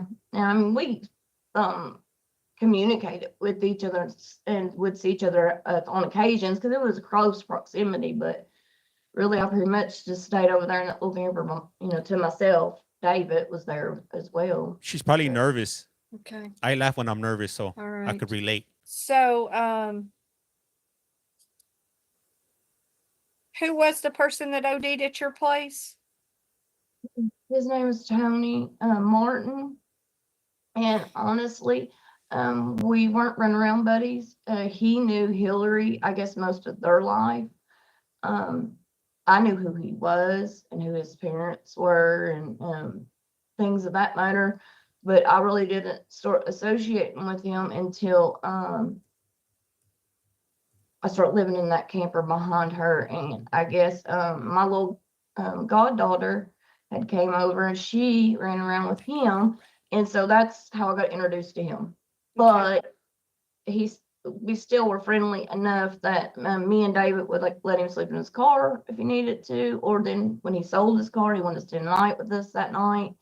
He said he felt safe and okay there. So we told him that's fine. We were glad that he felt that way and could stay there. So not only that, she's on Did you TikTok. provide So the drugs to Tony? I could no, ma'am. imagine. Irony Super to this, nervous. I mean, the one, you know, he never got anything from me. He had said he sold his car and he had bought his own drugs and actually offered me some because I had allowed him to sleep in his car or come in and sleep or use the bathroom or whatever he needed. You know what I mean?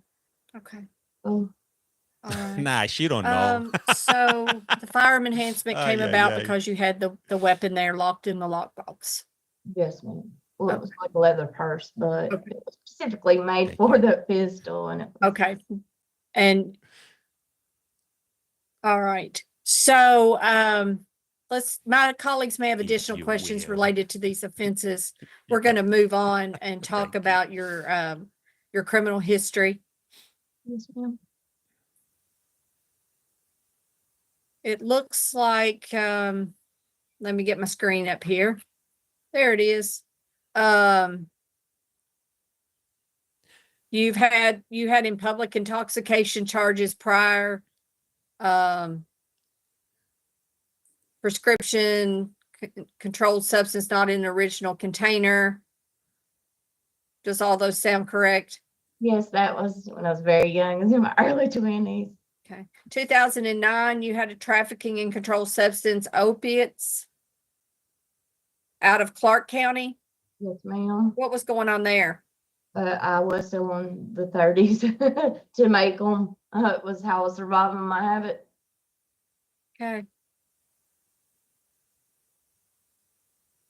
And then you had a criminal possession of a forged instrument Yes, in ma'am. 2012 at Montgomery County. I stole some checks from grandparents for drug money. Damn, that sucks. Sure did.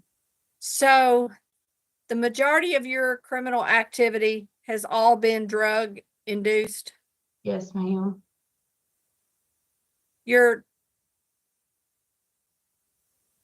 You had a public intoxication back in 2003 as well, so of a controlled substance. So you've had a drug habit for quite a long time. Well, that first one, ma'am, I worked as a manager at a Burger King, and I had migraine medicine, and people had called in like all day, the whole like the several shifts. So I had literally worked almost a 24-hour shift, and I took too much of that migraine medicine. Okay. And yeah, a pedestrian pulled me over and called the cops, and I took the keys out. At what age did you start dabbling in controlled substances or alcohol? Well, when I was 13, I started drinking and smoking weed, and Tell me the progression that took place.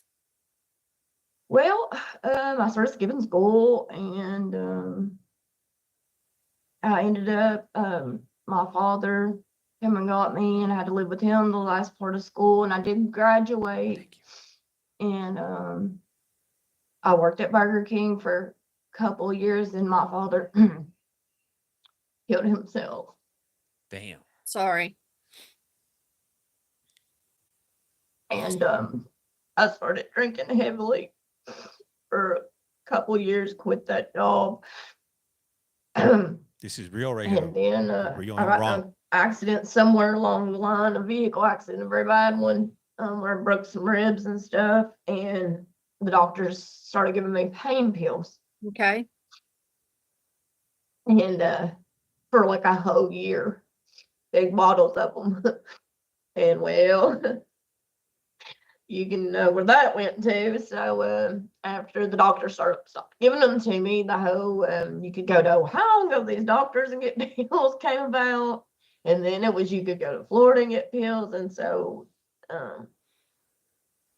that became an addiction that I, didn't want to be sick and was readily available.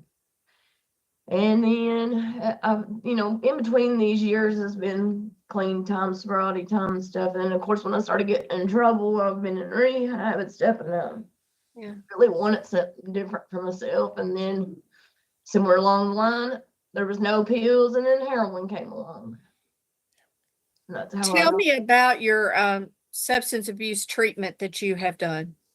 Well, I've done the IOP, I think, the first time I got in trouble and I was shocked out. I done IOP, and then the second time that I was in trouble, I actually had to do the Hope Center, and this was before it was like the 6-month treatment stuff. And I made it all the way into phase 2 and almost had completed it and relapsed and then restarted and stayed for a couple of months and then ran. I can't explain that. So your probation and parole officer, you recommended you, was that part of your agreement with them that you would enroll in treatment? I paroled out to the Hope Center. Okay. And I stayed and completed the phase 1, and then I stayed on my own and then phase 2, and then somewhere towards the end of phase 2 relapsed, but then stayed and restarted. Hey, do you guys And, love the TikTok but shop? Can then you I guys write ended that in the up, comments, like I please? said, running, after I stayed for a couple of months then, Thank and then you. I ended up going back to prison, so. Why did you run? Um, you know, I guess maybe, I'm not really sure. I can't really answer that. Because when I think back to that moment, the only thing that I can remember telling myself is, man, I'm just tired of doing this. It was monotonous. I had done it it took me 11 and a half months to do the house part, the phase 1. And then I was in the second part for 6 months, but I still had to stay another month.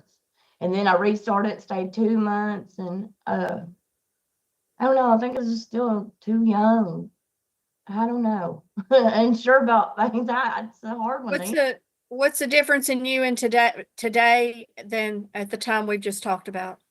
I feel like I don't want to waste any more of my life. I'm 45 years old.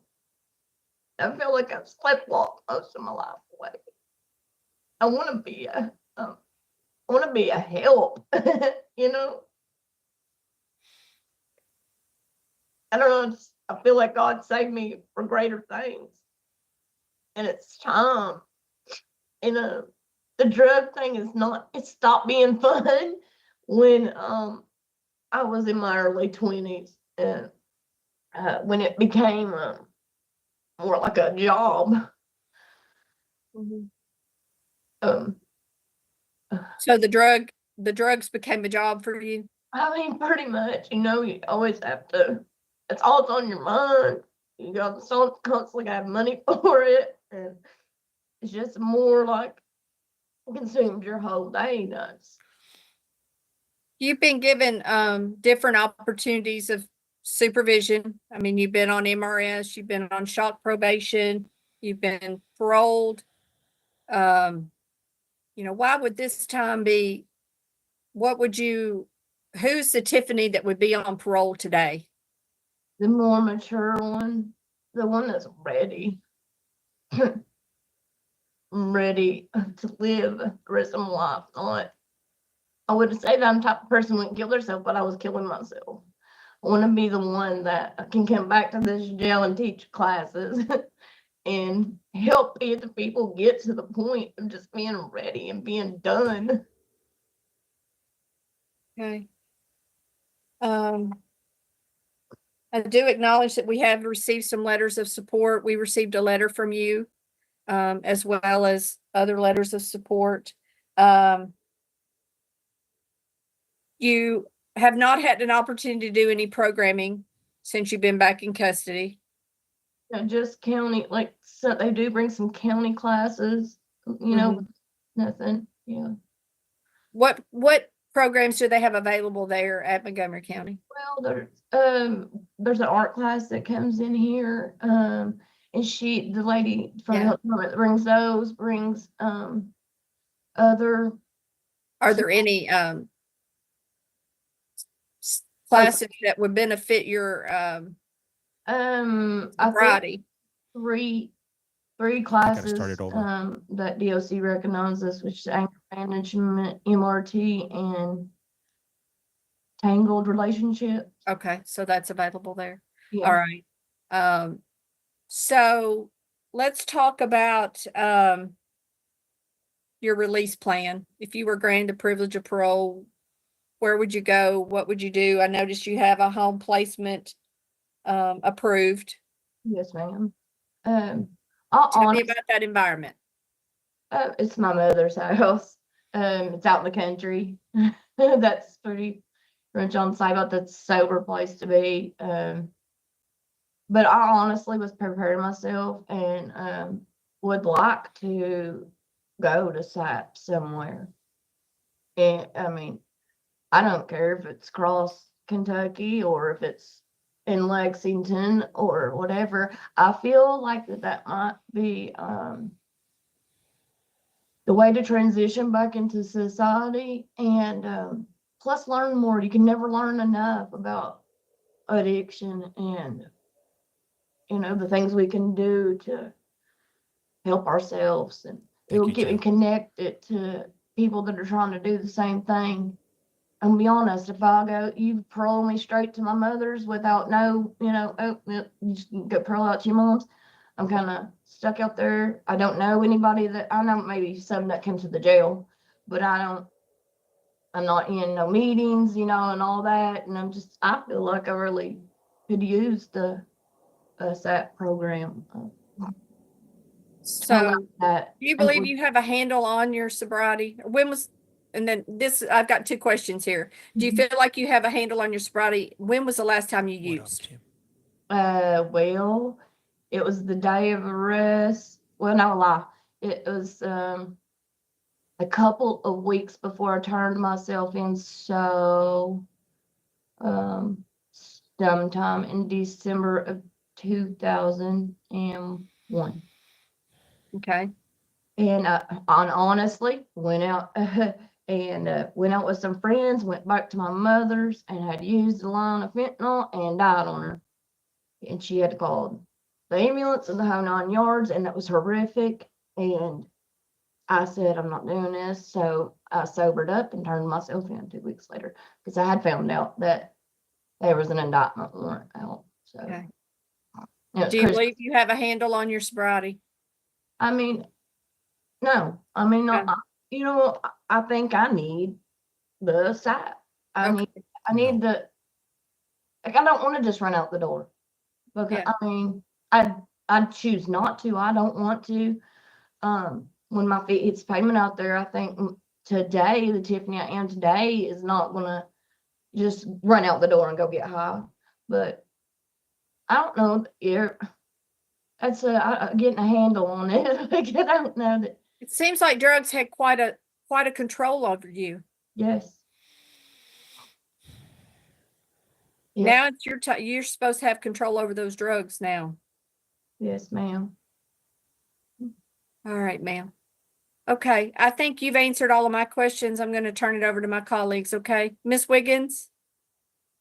She hasn't been Thank down since you. 2001. I don't believe I have any questions. I think everything has been asked and answered. Thank you. Thank you, Miss Jones. Miss Yarber, would you say you're clean and sober today? Yes, ma'am.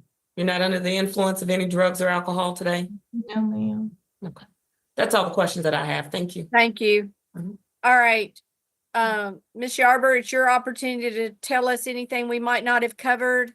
Why we should grant you the privilege of parole. It's your opportunity to speak to us. Okay. Sure. For one, I did not even realize that I had a Class B felony until I got a time sheet. And then I did not even realize that I was going to talk to real people face to face. So I am completely nervous. But I have been incarcerated for quite some time and in a county jail. I would just like the opportunity to to have a chance to get out and I want to do a SAP program. I want to. And I don't know, become a productive member of society. Like, I haven't worked for a long time either, and I think about that. And I'm 45 and never been married.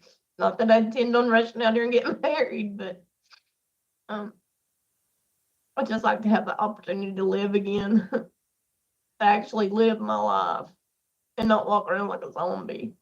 And being in the county jail has gave me a friendly reminder on the constant because it's always changing. People in and out, these young girls, I want to help them. I want to be somebody to help teach them. I try to in here. Don't waste your life. You don't want to be sitting there 45 in jail on drug charges. Like I said, I don't like the circumstances in which I got in trouble, but I was praying to God for a way out. I was going to some boxing clinics. I probably had went 6 different times trying to do that. I don't know if it's partly I wasn't ready. I'm not real sure. And even took myself to rehab once, but coming off the drugs also made me have mental issues, especially with the meth. And so I didn't stay. And so ultimately ended up in trouble. And so I don't know, I like to ask for the opportunity to parole upon completion of SAP. It's the best I got right now. Yeah. Ms. Yarber, you brought up something that I want to touch on, your mental health. Yes, ma'am. So how are you dealing with your mental health? I see that you've had issues with bipolar and depression and anxiety. Yeah, I'm pretty anxious right at the moment. I'm sure you are, but you've done a good job, ma'am. You've done a good job. I know you're nervous, but are you seeking any mental health? Well, honestly, I feel like God has removed a lot of the issues that I've had before. Not I don't know how to explain it to you, but I haven't had to go, like, I haven't had any episodes where I've had any issues in this jail or had thought that I needed the mental doctor or medicine. I haven't took any medicine of any kind. I mean, I do still have my days of, high anxiety, maybe bite my nails, things like that, but Okay. not any really the mood stuff that I did have in the past, of the ups and downs. Have you been on medication prior? Prior to this day with Celexa I've took it probably 10, 12 years. It's a mood stabilizer. And that's the constant one. And then even in my addiction, I took faithfully every day. But you're not currently taking anything? No, ma'am. I took it the entire 3 years and something I've been here. Okay. I decided when I came in here, I didn't need that pill no more. And All right. I just pray for peace, and I've seemed to have changed my yeah. All right, ma'am. Well, we're going to go off camera, discuss your interview, and we'll be back with you shortly, okay? Thank you. Just remain there in the room. Okay. Recording stopped. So nervous, my whole body is shaking. So I know a lot of you guys haven't seen this state before. They do. I was going, I mean, in a way, it's beneficial. They got to hear I was never in possession of that pistol, because otherwise, on paper, it looks like I would just sit around. So this state here, they run things a lot different. So they don't let us hear what they talk about. They deliberate on the background. Whenever they're ready, they'll go ahead and pull me. They'll go ahead and pull me back in. I'm gonna go ahead and ask you guys a favor. No, I don't want money. No, I don't need you to send me green dots or PayPals or gifts or anything like that. But I'm gonna ask you for this, because they restricted both of my TT accounts, if you will, yesterday. They're heavily restricted. Minnesota's gonna be in about 25 minutes. Minnesota, I'm not gonna run here. If you're gonna want to catch Minnesota, you're gonna have to jump over to YT, because I'm staying here on the Kentucky one. This is where we're at. We're in Kentucky right now. So if you want to watch Minnesota, I'm gonna go ahead and ask you guys to jump over at 9:15, which is my local time here, in about 30 minutes or so. So what I'm gonna ask you guys is, if you guys could jump over to my YT account, that'll help me out tremendously. Also, too, if you haven't done so, please hit that follow button. Also, sharing is caring. Share with the ones you guys love. If you guys notice the numbers are low, and it's because they're not pushing out my content or these streams out to the FYP, because they're restricted. They gave me a 7-day restriction on both accounts. So, I mean, I can't. My hands are pretty much tied right now. You guys are the ones that could help me out. I do have 2 streams running on. Well, no, hold on. Sorry. If you go over to YT, I got 4 or 5 different streams running. What, James? Why do you have so many streams running? I got Florida. I got Maricopa County. I got 2 streams of Kentucky, which is this one. And Kentucky, you might be wondering why I got 2. So I got 2. One where you could see me like this on TT, and you could hear me and see me. The other one, you could just hear and see the board hearing. So if you don't want to hear me talking or whatever, that'll be probably best for you. Your best bet. If you like to hear my commentary, then you're gonna want to go ahead and do the vertical one, if you will. Can someone pin this, please? Pin what? CT open is CT open access. Oh yeah. Also for Connecticut, for those of you that want to watch Connecticut, I'm gonna be streaming that one later on, obviously, because Connecticut, they archive their streams and I could watch those later. These states, like Kentucky and Minnesota, well, at least Kentucky, they don't archive it. So this one I gotta run it while it's live. And so that's another thing. If you have a question, this is live right now. This is actually happening in real time, if you will. Do you cover Alabama? Alabama is not open to the public. There's a lot of states that are not open to the public, if you will. Did you appeal? Yeah. No, you know what? On this one, it didn't even give me the option to appeal it. Normally it does, but this one, it was just a straight up 7-day ban or not a ban, but a restriction. So they hit me last week with one. They hit me again this week, but this time they did both accounts. So that's what I'm asking you guys, if you guys go ahead and jump over to YT, that'll definitely, help me out. I would really appreciate it. Do you do Massachusetts? Massachusetts, as far as I'm aware, they're not open to the public. Hey, what's up? How's it going, Natalie from the UK? Hey, man, what's up? I love you guys from the UK and Australia. Oh, they're Recording coming in back. progress. Okay. Sorry, ma'am. Here, she's here. She's just standing right here. Oh, I thought they were checking her arms for track marks, if you will. I can't appeal it. All right, we are back on record with Tiffany Yarber, DOC number 237286. Colorado. Ms. doesn't. Yarber, can you still see, hear, and understand me okay? Yes, ma'am, but I think you said that state number wrong. My YT link is right here. 237286. Okay, yes. Okay. All right, ma'am. What up, Lise? We appreciate your interview today. UK. It is our decision based off of seriousness, prior felonies, misdemeanors, crime involving a firearm or deadly weapon, history of drugs and alcohol, prior violations of parole and shock probation, that you're deferred for 12 months today. Damn. We want you to complete SAP and follow any recommendations of Department of Corrections for program recommendations. Ma'am, we believe you do need SAP. We Yes. agree with you totally. We believe you need some help with your addiction, okay? All right. Good luck to you. Thank you. So SAP is Recording stopped. substance Thank you, abuse Montgomery program. County. Thank you all so much. Thank you. Thank you again for logging on early. Yes, ma'am. All right. So they cut the stream. They should be back shortly. So this one, like I said, whenever the stream starts, they'll go ahead and allow me back in.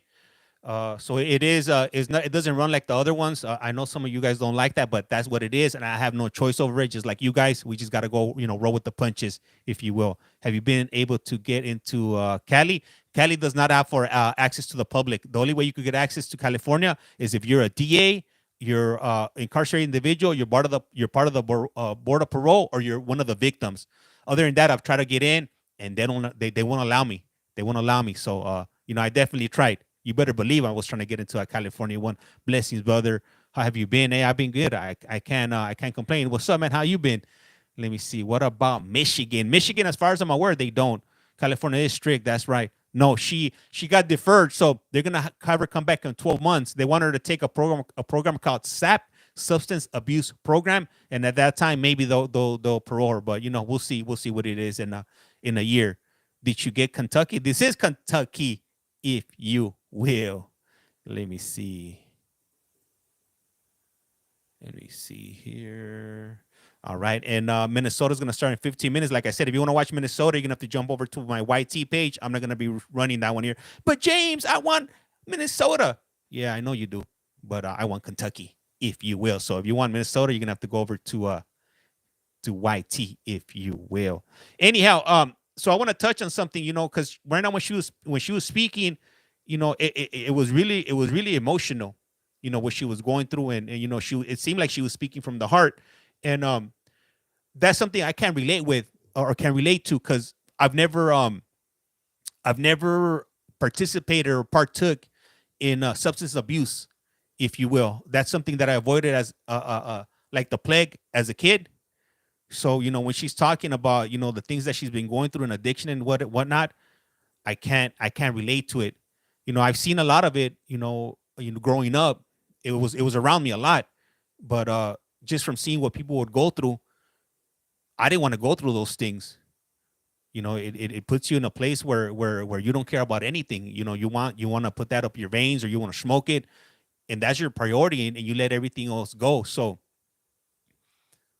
yeah, so I just wanted to throw that out there, that I can relate to, you know, when it comes to addiction, because I personally never indulge. If you're, well, what, James, you're from LA, you never indulge?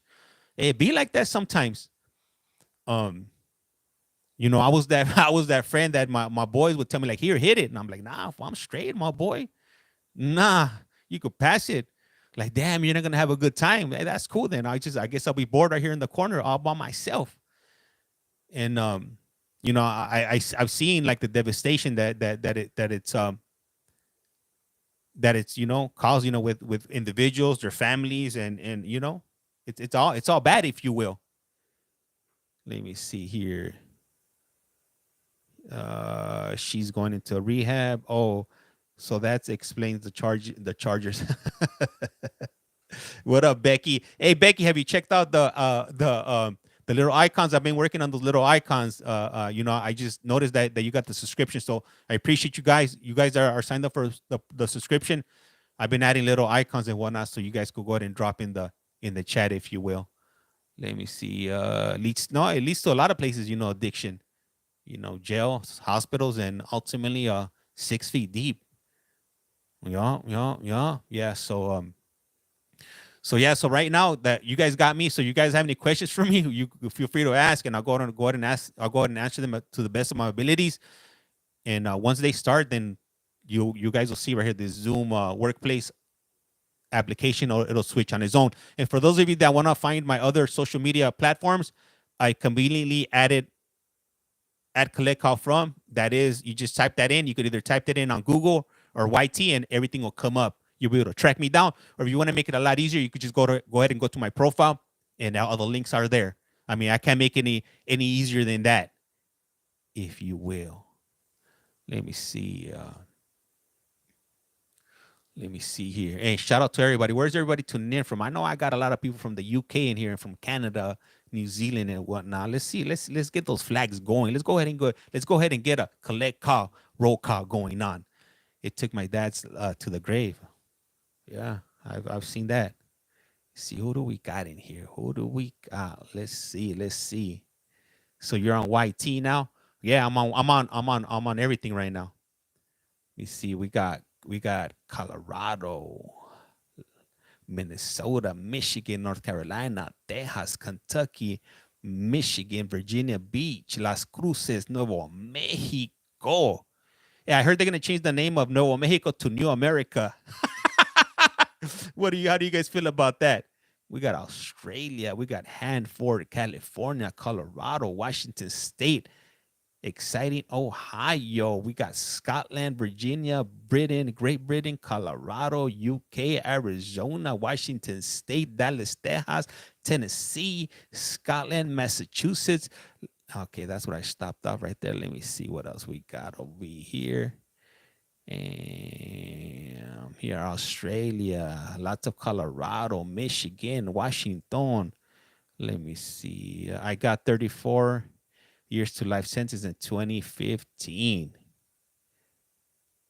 Let me see. California, where are you at in my FY? California, you were in my FYP. Really? Yeah, I got a thing saying that I'm restricted, that they're going to be pushing my thing out. I got 6 more days. North Carolina, Kentucky. Let me see, if you will, Scotland. Let me see. The issue is there is also not many rehab programs available, which is something that that is needed. 100% right there. Let me see. Wow, a lot of hey, man. I love it. I love it. You know, I love everybody that's coming in from Australia and Britain and Scotland. You know, the bigger channel doesn't even get that. Let me see who else we got. We got Arizona. We got Good Morning from Austin, Texas. Man, I've been out there to the music festival. Man, had a blast. Let me see here. What else? Utah, Arizona, Moss. Let me see here. Who else do we got? We got Steph from Kentucky. We got North Carolina. All right, and let me see. So Minnesota's about to start in 10 minutes. So I'm gonna step away for a few minutes. When it gets a little bit closer, so I'll go ahead and get that stream running. Let me see. We got UK. We got man, I love you guys. Colorado.